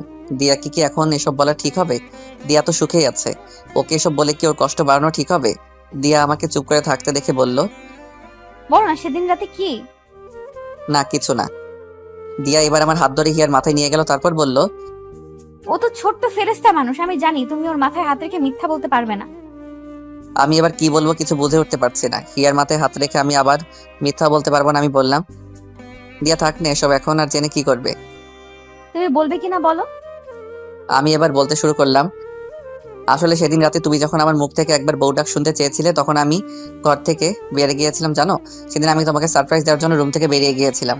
সেদিন আমি তোমাকে একবার না, সারা জীবনের জন্য বউ ডাকতে চেয়েছিলাম। তোমাকে আপন করে নিতে চেয়েছিলাম, কিন্তু তোমাকে সারপ্রাইজ দেওয়ার জন্য একটা লাল টকটকে শাড়ি আর অনেক গোলাপ ফুল নিয়ে যখন বাসায় আসলাম, তখন আমি নিজেই সারপ্রাইজড হয়ে যাই। এসে দেখি তুমি রুমে নাই। তারপর যখন তোমার চিঠি আর ডিভোর্স পেপারে সাইন দেখলাম, তখন আমার সারা দুনিয়া অন্ধকার হয়ে এসেছিল। তারপর 5-5টা বছর তোমার অপেক্ষায় তোমাকে খুঁজতে খুঁজতে কাটিয়ে দেই। সবাই তো ভেবে নিয়েছিল যে তুমি আর বেঁচে নেই, কিন্তু একমাত্র আমিই জানতাম তোমাকে আমি একদিন একদিন খুঁজে পাবো। কিন্তু এভাবে যে পেয়েও তোমাকে হারাতে হবে সেটা ভাবিনি। আমি এক নিঃশ্বাসে কথাগুলো বলে ফেললাম। দিয়ার দিকে তাকিয়ে দেখলাম গাল বেয়ে চোখের পানি গড়িয়ে পড়ছে। আমার দিকে মায়া ভরা চোখে তাকিয়ে আছে। আমারও চোখ দিয়ে পানি বের হয়ে এসেছিল। আমি সেটা মুছে দিয়ে দিয়াকে বললাম, এই পাগলি কাঁদছো কেন? আমি কিন্তু এখন আর কষ্ট পাচ্ছি না, কারণ তুমি সুখে আছো। তোমার সুখেই আমার সুখ। দিয়ার এখন অনেক ইচ্ছে করছে নিয়ানকে জড়িয়ে ধরতে, কিন্তু ধরলো না। নিজেকে কন্ট্রোল করলো আর মনে মনে বলতে লাগলো, আমাকে এতদিন অনেক কষ্ট দিয়েছো, এখন আমার নিজের কিছু কষ্ট পাওয়া প্রাপ্য। দিয়ার ভেতরে ভেতরে অনেক খুশি হচ্ছে এই ভেবে যে তার নিয়ান তাকে ভালোবাসে। তার জন্য সে এতটা বছর অপেক্ষা করলো, কিন্তু সে খুশিটা প্রকাশ করলো না। চোখের পানি মুছে চুপ করে বসে রইল আর বারবার নিয়ানের দিকে আর চোখে তাকাতে লাগলো। আজ নিয়ানকে কেন জানি দিয়ার কাছে অন্যরকম লাগছে। হিয়া আমার কোলেই ঘুমিয়ে পড়ল। আমার বুকে মাথা রেখে 2 হাত দিয়ে গলা জড়িয়ে ধরে ঘুমিয়ে আছে। আমি ওকে 2 হাত দিয়ে আঁকড়ে ধরে আছি। আমার হোটেলের কাছে চলে আসলাম। আমি হিয়াকে দিয়ার কোলে দিলাম। গাড়ি থেকে নেমে এসে আবার গাড়ির ভিতরে মুখ ঢুকিয়ে হিয়ার গালে চুমু দিবার জন্য মাথা এগিয়ে নিলাম। হিয়া দিয়ার কাঁধে মাথা রেখে ঘুমিয়েছিল। আমি যখন হিয়াকে চুমু খাওয়ার জন্য ঠোঁট এগিয়ে নিলাম, দিয়া ভাবলো আমি ওকে চুমু খাবো, তাই তার গাল এগিয়ে আনছিল। কিন্তু আমি হিয়ার গালে চুমু খাওয়াতে দিয়া লজ্জা পেয়ে আবার গাল পিছিয়ে নিল। আমি গাড়ি থেকে মাথা বের করে পিছন ফিরে চলে আসছিলাম। পিছন থেকে দিয়া ডাক দিল। এই যে শোনো, জি বলেন। কালকে অফিসে একটু তাড়াতাড়ি চলে যেও। জি আচ্ছা। এই বলে আমি হোটেলের ভিতর ঢুকে গেলাম। আমি ভিতরে ঢোকা পর্যন্ত দিয়া সেখানেই গাড়ি নিয়ে দাঁড়িয়ে রইল। আমি রুমে ঢুকে সবকিছু গুছিয়ে নিলাম। দিয়াকে আমার মনের কথা বলতে পেরে এখন শান্তি গছে। পরের দিন সকালে রেডি হচ্ছিলাম, হঠাৎ আমার মোবাইলটা বেজে উঠল। আম্মু ফোন দিয়েছেন। আমি ফোন রিসিভ করার পর আম্মু বললেন, কেমন আছিস রে বাবা? ভালো আম্মু, আমি আসছি, এসে তোমার সাথে কথা বলবো, এখন রাখি। কোথায় আসছিস? আম্মু আমি দেশে ফিরছি। আম্মুকে কিছু বলতে না দিয়ে আমি ফোনটা কেটে দিলাম। হ্যাঁ, আমি আজ ফিরে যাচ্ছি দেশে। সেদিন যখন ভাবছিলাম দিয়ার সামনে আর যাব না, সেদিনই আমি দেশে ফেরার জন্য টিকিট বুক করি। তাই সেদিন অফিসে যেতেও দেরি হয়েছিল। আজ এখানকার সময় দুপুর 12টায় আমার ফ্লাইট। আম্মুকে দিয়ার কথা বললাম না। দিয়া যখন সবার থেকে দূরে চলে এসে ভালো থাকতে চাইছে, তাহলে থাকুক দিয়া ওর মতো করে। আমি ওর সুখে পানি ঢালতে চাই না। আমি আজ শেষবারের মতো দিয়াকে আর ওর মেয়ে হিয়াকে দেখতে যাচ্ছি। ওর মেয়েটার মায়ায় পড়ে গেছি আমি। জিসানকে আমি আরো আগে বলে দিয়েছি অফিসে বাসে করে চলে যেতে। তারপর সবকিছু নিয়ে একটা ট্যাক্সিতে উঠলাম। অফিস থেকেই একেবারে এয়ারপোর্টে চলে যাব। আমার ট্যাক্সি আর দিয়ার কার একসাথেই এসে থামলো অফিসের সামনে। আমি ট্যাক্সি থেকে নেমে দাঁড়াতেই দেখলাম দিয়া আর হিয়া নামছে গাড়ি থেকে। আজ দিয়া একটা কালো শাড়ি পরে এসেছে। আজ অনেক সুন্দর লাগছে দিয়াকে। এত সুন্দর কেন এই মেয়েটা? আমি নিজের মাথায় নিজেই থাপ্পড় দিলাম। আমি এসব কি ভাবছি? দিয়া এখন অন্য কারো বউ। গাড়ি থেকে নেমেই হিয়া আমাকে দেখতে পেয়ে দৌড়ে এসে আমার কোলে উঠল। আমি হিয়ার গালে একটা চুমু খেলাম। মেয়েটা যে কেন আমাকে এত মায়ায় ফেলছে, আজকের পর হয়তো আমাকে না দেখতে পেয়ে অনেক মিস করবে, আর আমিও অনেক অনেক মিস করব। দিয়া আমার দিকে তাকিয়ে একটা হাসি দিল। আমি হিয়াকে কোলে নিয়ে অফিসে ঢুকে গেলাম। আমার পিছন পিছন দিয়া ঢুকলো। আমি হিয়াকে আমার টেবিলে নিয়ে গিয়ে বসালাম। দিয়া আমাদের দিকে একবার তাকিয়ে ওর কেবিনে ঢুকে গেল। দিয়াকে দেখে মনে হচ্ছে আজ সে অনেক হ্যাপি। ভালোই হলো আজ দিয়াকে হাসি মুখে দেখেই সারা জীবনের জন্য ওর জীবন থেকে বিদায় নিতে পারবো। হিয়াকে টেবিলে বসিয়ে আমি হাঁটু গেড়ে নিচে বসলাম। আমি ওর গালে হাত দিলাম। কিছুক্ষণ তাকিয়ে রইলাম। এই মেয়েটাকে আমার এত এত মায়া লাগে কেন? আমি নিজেকে ধরে রাখতে পারলাম না। চোখ দিয়ে সাগরের বাঁধ ভাঙার মতো করে অশ্রু গড়িয়ে পড়লো। আমার বুকটা ফেটে যাচ্ছে, চিৎকার করে কাঁদতে ইচ্ছে করছে। হিয়া আমার গালে হাত দিয়ে বলল, আঙ্কেল তুমি কান্না করছো কেন? আমি হিয়ার কথায় কোনো উত্তর দিলাম না। ওর গালে একটা চুমু দিয়ে ওকে জড়িয়ে ধরলাম। তারপর বললাম, হিয়া তুমি তোমার আম্মুর কাছে যাও, আমি তোমার জন্য বাইরে থেকে অনেকগুলো চকলেট নিয়ে আসছি। আজ এই মায়াবতীকেও মিথ্যা বলতে হলো। এই বলে আমি হিয়াকে ওর আম্মুর কেবিনের সামনে দিয়ে আসলাম। কেবিনের বাইরের গ্লাস দিয়ে আমি আমার মায়াবতীটাকে শেষ একবার দেখলাম। মাথা নিচু করে অফিসের পেপারে কি যেন লিখছে। আমি আর সেখানে দাঁড়ালাম না, চলে যেতে লাগলাম। আমি যে অফিস গেট দিয়ে বেরোতে যাব, তখনই ছোট্ট 2টা হাত আমার পা জড়িয়ে ধরলো। হিয়া, হ্যাঁ হিয়াই, পেছন থেকে আমার পা জড়িয়ে ধরলো। আমি আবার হাঁটু গেড়ে ওর সামনে বসলাম। কি হলো হিয়া মামনি? আঙ্কেল তুমি ফিরে আসবে তো? ইয়া আল্লাহ, তুমি এই পিচ্চিটাকে কেন এত মায়া দিয়ে করলে? আমার যে পিচ্চিটাকে ছেড়ে যেতে ইচ্ছে করছে না। মেয়েটাকে আমি আবার জড়িয়ে ধরলাম। আমার এখন হাউমাউ করে কান্না করতে মন চাইছে। এই মেয়েটার প্রতি আমার কিসের এত টান? কি আছে এই মেয়ের মধ্যে? আমাকে আবার মেয়েটাকে মিথ্যে বলতে হলো। আমি আসছি মামনি, এক্ষুনি আসছি। তোমার জন্য অনেকগুলো চকলেট নিয়ে আসছি। তাহলে তুমি কান্না করছো কেন? তোমাকে চকলেট আনতে হবে না, আমার চকলেট লাগবে না, তুমি যেও না। বলে আবার আমার গলা জড়িয়ে ধরলো। আমার চোখ দিয়ে অনর্গল বৃষ্টি ঝরেই যাচ্ছে, কিন্তু কোনো আওয়াজ করতে পারছি না। পৃথিবীর সবচেয়ে কষ্টের কান্নাই হলো নীরব কান্না। এই কান্নায় বুক ফাটে ঠিকই, কিন্তু মুখ ফাটে না। এখন সেই পরিস্থিতিতেই আমি আছি। আমি হিয়াকে আমার থেকে ছাড়িয়ে আরো একটা মিথ্যা বললাম। পেয়েছি মামনি, ওই যে দেখা যাচ্ছে দোকান, সেখান থেকেই আমি আসছি। তুমি তোমার আম্মুর কাছে যাও। ইয়া মুখটা কালো করে চলে গেল। আমি ট্যাক্সিকে বলেছিলাম আমি আসার আগ পর্যন্ত দাঁড়িয়ে থাকতে। ট্যাক্সিটা এখনো দাঁড়িয়ে আছে। আমি ট্যাক্সি তুলতে যাব, তখনই জিসান আমাকে ডাক দিল। এই যে নিয়ান ভাই, কোথায় যাচ্ছেন ভাই? আপনি অনেক ভালো জিসান ভাই, এই কদিনে আমাকে অনেক আপন করে নিয়েছেন। আমি দেশে ফিরে যাচ্ছি ভাই। মানে এই তো কদিন হলো এখানে আসছেন। আমি আর এদেশে থাকতে চাই না ভাই। আসি ভাই, ভালো থাকবেন। এই বলে আমি ট্যাক্সিতে উঠে গেলাম। এদিকে হিয়া নিয়ান চলে যাওয়ার পর ওর আম্মুর ক্যাবিনে যায়। নিয়ান যেখানে বসে কাজ করতো সেখানেই বসে। আধা ঘন্টা হয়ে গেল, নিয়ান এখন আসছে না। এদিকে দিয়া ভাবলো একবার ওদের দেখে আসে। দিয়া ক্যাবিন থেকে বের হয়ে এসে দেখে হিয়া একা একা গালে হাত দিয়ে বসে আছে। দিয়া এগিয়ে গিয়ে বলল, তোমার আঙ্কেল কই গেছে হিয়া? আমার জন্য চকলেট আনতে গেছে, কিন্তু জানো আম্মু, আঙ্কেল সে কখন গেছে, এখনো আসছে না। আর জানো আম্মু, আঙ্কেল বাড়িতে যাওয়ার সময় অনেক কান্না করছে। দিয়ার বুক ধুক করল। নিয়ান কান্না করলো কেন? তাহলে কি নিয়ান? দিয়া হিয়াকে কোলে নিয়ে জিশানের কাছে গেল। নিয়ানকে সে অনেকবার জিশানের সাথে দেখেছে। জিশান দিয়াকে দেখেই বসা থেকে উঠে দাঁড়ালো। ম্যাডাম কিছু বলবেন? নিয়ান কোথায় গেছে? নিয়ান ভাই তো আজ দেশে চলে যাচ্ছে। কি? এ বলে দিয়া হিয়াকে নিয়ে বেরিয়ে যেতে লাগলো। জিশান কিছুই বুঝতে পারলো না। নিয়ান দেশে চলে যাচ্ছে শুনে তার ম্যাডাম কেন এরকম রিয়াক্ট করলো। দিয়া নিজের গাড়িতে উঠে ড্রাইভারকে বলল, তাড়াতাড়ি এয়ারপোর্টে চলেন। দিয়াকে কান্না করতে দেখে হিয়া জিজ্ঞেস করলো, আম্মু তুমি কান্না করছো কেন? আর আঙ্কেল কই গেছে? কোথাও যাই নাই মা, আমরা এক্ষুনি খুঁজে বের করব। বলেই হিয়াকে জড়িয়ে ধরে কান্না করতে লাগলো দিয়া।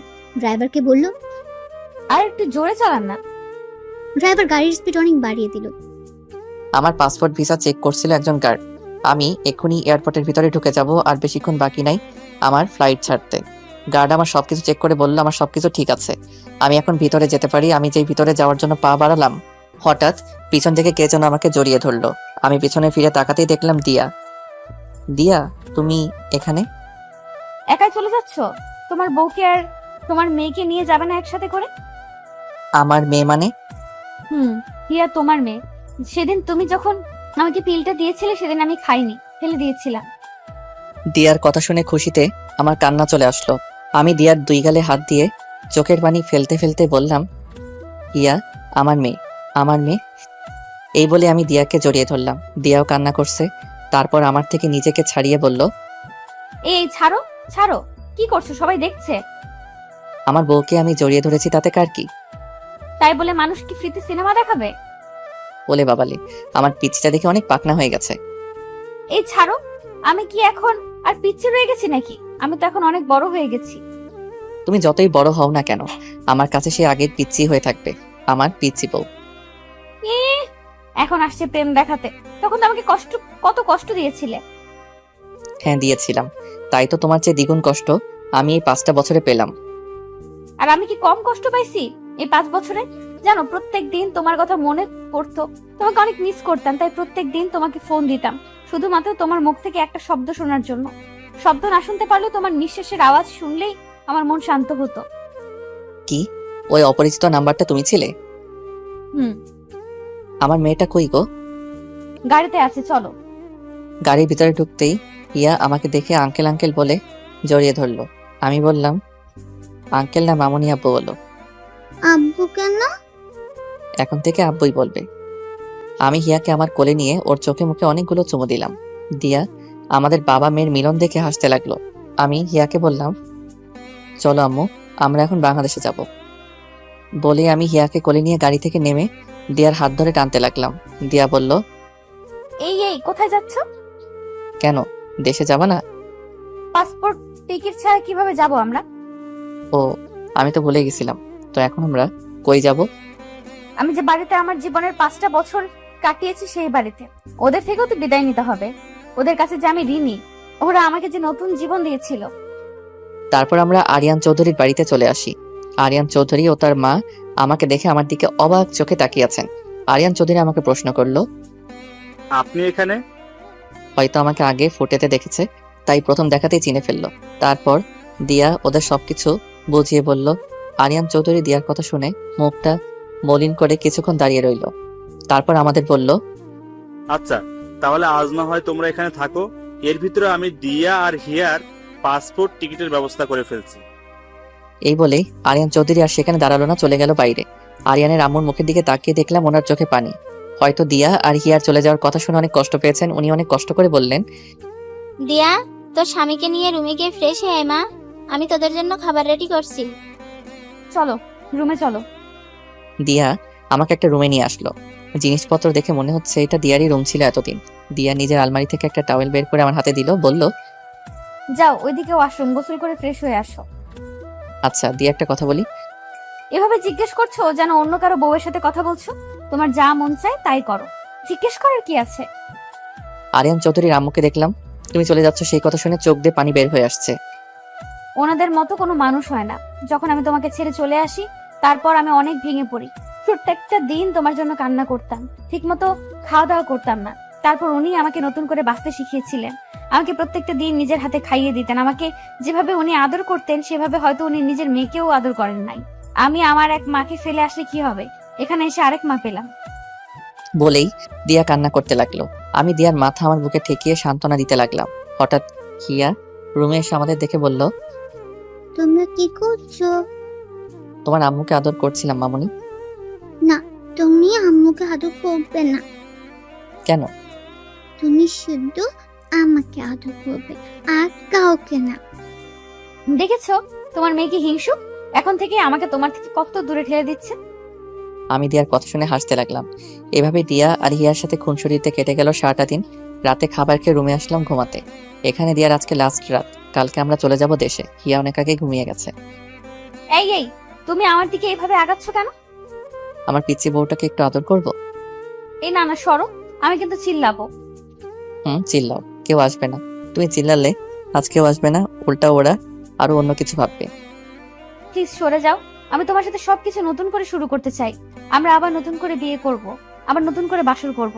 প্লিজ আজ না, প্লিজ আজ একটু শান্তিতে ঘুমিয়ে পড়ো। শিয়ালের সামনে মোরগ রেখে বলছে শান্তিতে ঘুমাতে। বলে আমি অন্যদিকে মুখ করে বসে রইলাম। আমার কথা শুনে দিয়া হাসতে লাগলো। তুমি এত দুষ্টু কেন? বলে দিয়া আমার কাঁধে হাত রেখে পেছন থেকে আমাকে 2 হাত দিয়ে জড়িয়ে ধরলো। আচ্ছা একটা কাজ করতে পারো। কি? আমাকে একটা কিস করতে পারো, কিন্তু কিস করার পর অন্য কিছু করার ধান্দা কইরো না কিন্তু। লাগবে না আমার কিস। তোমার না লাগলেও আমার লাগবে। বলে আমাকে ধাক্কা দিয়ে বিছানাতে ফেলে আমার উপরে উঠে এসে আমার ঠোঁটে ঠোঁট মিশিয়ে দিল। অনেকক্ষণ পর আমার ঠোঁট ছাড়লো। আমি অনেক জোরে জোরে শ্বাস নিতে লাগলাম। দিয়াও আমার মতো হাঁপাতে লাগলো। আমি বললাম, ও মাই গড, আরেকটু হলে তো আমি মরেই যেতাম। রাক্ষসী একটা। আমার ঠোঁট কি খাওয়ার জিনিস নাকি যেভাবে চুমু খেতে হবে? ইস, আবার ঠোঁটে কামড়ও দিছে, রাক্ষসী একটা। কি বললে? আমি রাক্ষসী? আর দেখি কোথায় লেগেছে। বলেই আমার ঠোঁটে হাত দিল, বলল, কই কিছু হয় নাই তো। হয় নাই মানে? এই যে রক্ত বের হচ্ছে, দেখতে পারছো না? দিয়া এবার আরো জোরে জোরে হাসছে। এই পিচ্চি শয়তাননি, আমার রক্ত বের হচ্ছে আর তুমি হাসছো? আরে পাগল, এগুলো রক্ত না, আমার লিপস্টিক। কি, তুমি আমাকে লিপস্টিক খাওয়াইছো? এখন যদি আমার পেট খারাপ করে? কিচ্ছু হবে না, এখন থেকে লিপস্টিক খেয়ে অভ্যাস করো। ভবিষ্যতে তো আরো অনেক খেতে হবে। এবার ঘুমাও। তারাও আম্মুকে একটা ফোন দিয়ে নেই। আর তুমি একটা কথা বললো না, চুপ করে থাকো, আমি ওদের সারপ্রাইজ দিতে চাই।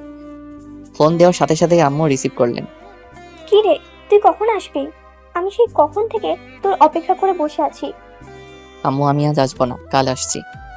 কি হয়েছে রে, আজ আসবি না কেন? আম্মু কাল এসে সব বলছি। আর শোনো, চাচা চাচিকে ফোন দিয়ে কালকে আমাদের বাসায় আসতে বলো। আচ্ছা। এখন রাখছি। আমার কথা বললে না কেন? কালকে ওদের সবাইকে সারপ্রাইজ দিব। তোমাকে হঠাৎ দেখে সবাই চমকে উঠবে আমি জানি। আচ্ছা এখন ঘুমিয়ে পড়ো। আমি আমার বালিশে মাথা রাখতেই দিয়া আমার বুকে শুয়ে পড়লো। কি হলো? তুমি তোমার বালিশে ঘুমাও। আমার বালিশ নাই। আমার বুকে আবার মাথা রাখলো। আমি দিয়ার কাণ্ড দেখে হাসতে লাগলাম। পাগলি একটা। তোমার পাগলি।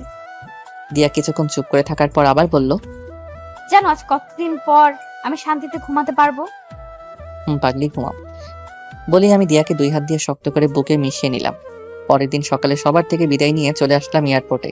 আরিয়ান চৌধুরী বাড়ি থেকে আসার সময় আরিয়ানের মা আর দিয়া অনেক কান্না করছে। বিমানে বসে আছি, হিয়া আমার কোলে ঘুমিয়ে আর দিয়া আমার কাঁধে মাথা রেখে ঘুমিয়ে আছে। বিমান বাংলাদেশে এসে ল্যান্ড করলো।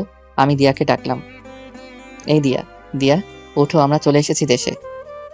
দিয়া চোখ মুছতে মুছতে আমার দিকে তাকিয়ে অপরাধীর ভঙ্গিতে বলল, সরি, তুমি হয়তো সারা রাস্তা একা একা বোর হয়েছো। আমার যে কখন ঘুম লেগেছিল বুঝতেই পারিনি। এয়ারপোর্ট থেকে বের হতেই দিয়া জোরে একটা নিঃশ্বাস নিল। দিয়া বলল, কতদিন পর আমার দেশে সেই চিরচেনা গন্ধটা পেলাম, মনটাই ফ্রেশ হয়ে গেল। এখন চলো। দিয়া আর হিয়াকে নিয়ে একটা ট্যাক্সিতে উঠলাম। হিয়ার এখনো ঘুম ভাঙে নাই, এখনো আমার কোলেই ঘুমিয়ে আছে। আমাদের বাড়ির পাশে আসতে আমি দিয়ার হাতে একটা বোরকা ধরিয়ে দিয়ে বললাম, এটা পরে নাও। বোরকা কেন? পরো না, এত প্রশ্ন করছো কেন? দিয়া আর কিছু না বলে বোরকা পরে নিল। দিয়ার চোখ দুইটা ছাড়া এখন আর কিচ্ছু দেখা যাচ্ছে না। হিয়াও জেগে উঠেছে। আমি হিয়াকে কোলে নিয়ে আমাদের ঘরের বেল বাজালাম। আম্মু এসে দরজা খুললেন। নিয়ান বাবা, তুই? বোরকা পরা দিয়াকে আর আমার কোলে হিয়াকে দেখে আটকে গেলেন। আবার বললেন, কি রে, ওরা কারা? বলছি আগে ঘরে তো ঢুকতে দাও। আমি ভিতরে ঢুকে দেখলাম আব্বু, চাচা, চাচি, আদিবা, শিহাব সবাই ড্রয়িং রুমে বসে আছেন। আমাকে সবাই একসাথে প্রশ্ন করলেন যে ওরা কারা। আমি দিয়াকে দেখিয়ে বললাম, ও আমার বউ। সবাই অবাক হয়েছে, খুশি হলেন। আব্বু বললেন, নিয়ান, তুই শেষ পর্যন্ত বিয়ে করলি, এবার আমি শান্তি পেলাম। আম্মু দিয়াকে বললেন, মুখোশটা খুলো বৌমা, দেখি আমার বৌমা কত সুন্দর। দিয়া আমার দিকে তাকিয়ে চোখের ইশারায় প্রশ্ন করলো খুলবে কিনা। আমি মাথা নাড়িয়ে হ্যাঁ বললাম। দিয়া নেকআপটার পিছনে হাত দিয়ে ফিতাটা খুললো, খুলে আস্তে আস্তে মুখ থেকে নেকআপটা সরালো। নেকআপটা মুখ থেকে সরাইতেই সবাই চোখ বড় বড় করে দিয়ার দিকে তাকিয়ে আছে।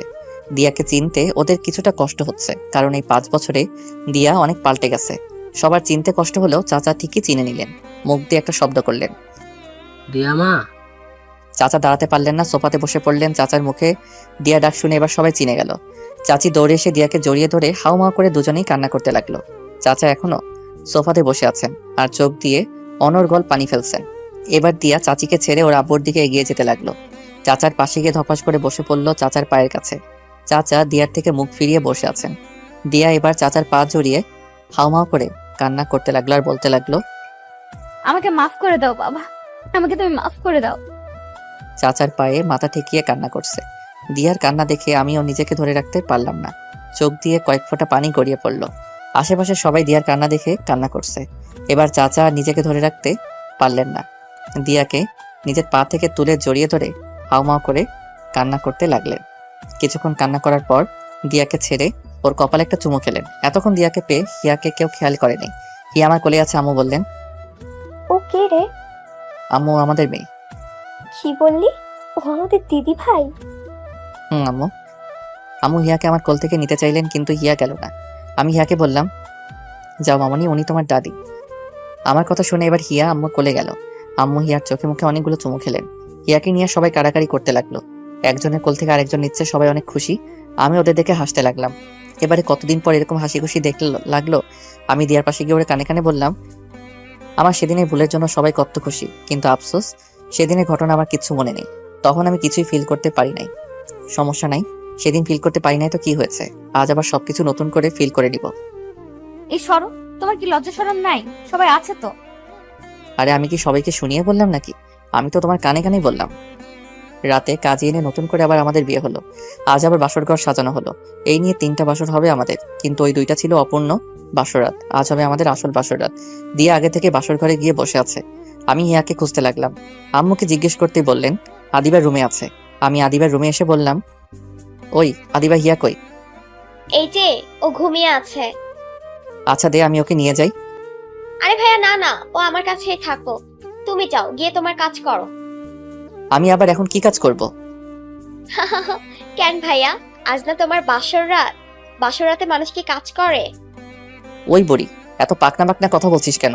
হিয়ার দিকে খেয়াল রাখিস। তোমাকে বলতে হবে না, তুমি তোমার কাজে যাও। আমি আদিবার মাথায় একটা থাপ্পড় দিয়ে বেরিয়ে গেলাম। আমার রুমের দরজার পাশে এসে দাঁড়িয়ে আছি। ভিতরে ঢুকতে কেন জানি আমার ভয় করছে। বুকে 3বার থুতু দিয়ে রুমে ঢুকেই গেলাম, কিন্তু দিয়া কই গেল? ভাবলাম বাথরুমে হয়তো গেছে, কিন্তু বাথরুমের পাশে গিয়ে দেখি দরজা খোলা, ভিতরে কেউ নাই। আমি এবার দিয়াকে ডাকতে লাগলাম, এই দিয়া, দিয়া, এই বউ, এই পিচ্ছি বউ, এই পিচ্ছি শয়তানি, কই গেলা? হঠাৎ দিয়া বেলকনি থেকে দৌড়ে বেরিয়ে আসলো, এসে আমার সামনে দাঁড়ালো। আমি বললাম, তুমি বেলকনিতে ছিলে? এতক্ষণ ধরে ডাকলাম, শুনলেন না কেন? তোমার মুখে পিচ্ছি শয়তানের ডাকটা শুনতে চেয়েছিলাম, তাই চুপ করেছিলাম। ওরে আমার পিচ্ছি শয়তানি রে বলে দিয়াকে পাজাগোলা করে কোলে নিলাম। আমি বললাম, ওরে বাবারে, তুমি এত ভারী হয়েছো কি করে? দিয়াকে কোলে নিয়ে বিছানাতে নামিয়ে হাত নাড়াতে নাড়াতে বললাম, আমার হাত 2টা গেল। এত মোটু কেন তুমি? উফ। কি বললা? আমি মোটু? তুমি মোটু, তোমার বাপ মোটু, তোমার 14 গোষ্ঠী মোটু। তুমিও তো আমার 14 গোষ্ঠীর মধ্যে একজন। সরো এখান থেকে, তোমার সাথে আমার কথা নাই। বলে আমার থেকে মুখ ঘুরিয়ে বসে রইল। আমি দিয়াকে আমার দিকে ঘুরিয়ে ওর গাল টিপে বললাম, ওলে বাবালে, আমার পিচি বোটা রাগ করছে? আচ্ছা সরি, ওই দেখো কান ধরছি। 1 2 3। হয়েছে, আর কান ধরতে হবে না, ওঠো। আচ্ছা দিয়া, সেদিন রাতে আমাদের মধ্যে কি কি হয়েছিল গো? আমার তো কিছুই মনে নেই, শুধু এটাই মনে আছে যখন আমি তোমার দিয়ে আমার মুখে হাত দিয়ে আমার মুখ আটকে দিল আর বলল, চুপ করো, তোমার মুখে কিচ্ছু আটকায় না। না আটকায় না, তোমার সামনে আমার কোনো কথাই আটকায় না। আমার একটা তোমার মতো কিউট বাবু লাগবে। তো আমি কি করতে পারি? কি করবে মানে? তুমি জানো না কি করবে? না আমি তো জানি না কি করব, তুমি বলে দাও কি করতে হবে। যাও, খুবই কোথাকার, আমি বলতে পারবো না। তাহলে আমিও কিছু করতে পারবো না। তোমাকে কিছু করতে হবে না, আমিই করছি। বলে আমাকে ধাক্কা দিয়ে বিছানাতে ফেলে দিল। আমি বললাম, দাঁড়াও দাঁড়াও, তোমার কিছু বলতে না দিল না, ঠোঁটে ঠোঁট মিশিয়ে দিল। আমি ওকে ছাড়িয়ে বললাম, শিট, আজকেও লিপস্টিক খাইয়ে ছাড়লে। আমি এক হাত দিয়ে আমার ঠোঁট আর এক হাত দিয়ে আমার টি শার্টের মাথা দিয়ে দিয়ার ঠোঁট মুছে এবার দিয়া আমি ধাক্কা দিয়ে বিছানাতে ফেললাম। ওর ঠোঁটে আমার ঠোঁট মিশিয়ে দিলাম, ওর ঠোঁট ছেড়ে এবার ঠোঁট নিতে চুমু খেলাম, এবার চোখে গলায় ঘাড়ে চুমোতে চুমোতে ভরিয়ে দিলাম। আজ আমার প্রতিটা স্পর্শে দিয়া কেঁপে কেঁপে উঠছে। এইভাবে আমরা দুজন দুজনের ভালোবাসে মিশে হারিয়ে গেলাম অতল সমুদ্রে। যে সমুদ্রে যেতে হলে লাগবে প্রচুর ভালোবাসার সাথে ভালোবাসার মানুষ। রাতে হঠাৎ আমার ঘুম ভেঙে গেল, পাশে হাত দিয়ে দেখি দিয়া নাই। মেয়েটা গেল কই? আমি একটা 3/4 পরে টি শার্টটা খুঁজতে লাগলাম। পাশে টি শার্ট না পেয়ে খালি গায়ে বেলকনির দিকে যেতে লাগলাম। বেলকনিতে আসতেই দেখলাম পাগলিটা আনমনে দাঁড়িয়ে আছে, বাতাসে চুল উঠছে, গায়ে আমার টি শার্টটা। হয়তো হাতের কাছে কিছু না পেয়ে আমার টি শার্ট পরে এসেছে। আমি পিছন থেকে গিয়ে দিয়াকে জড়িয়ে ধরলাম। হুট করে কারো হাতের ছোঁয়া পেয়ে দিয়া ধরপড়ে উঠলো। আমি বললাম, আর এভাবে লাভ দিলে কেন? ও তুমি হুট করে এভাবে জড়িয়ে ধরলে তো ভয় পাবোই। এতটা তার পিচ্ছি শয়তানিটা এখানে কেন? আজ আমার জীবনের সবচেয়ে সুখের রাত, এই রাত আমি ঘুমিয়ে কাটাতে চাই না। তাহলে আমাকে ডাকলে না কেন? তুমি অনেক সুন্দর করে ঘুমাচ্ছিলে, তাই ডাকতে ইচ্ছে করে নাই। চলো তাহলে এই সুখের রাতে সুখ ভরিয়ে দেই। এই বলে আমি দিয়াকে কোলে নিয়ে বিছানায় আসলাম। আবার হারিয়ে গেলাম সুখের রাজ্যে।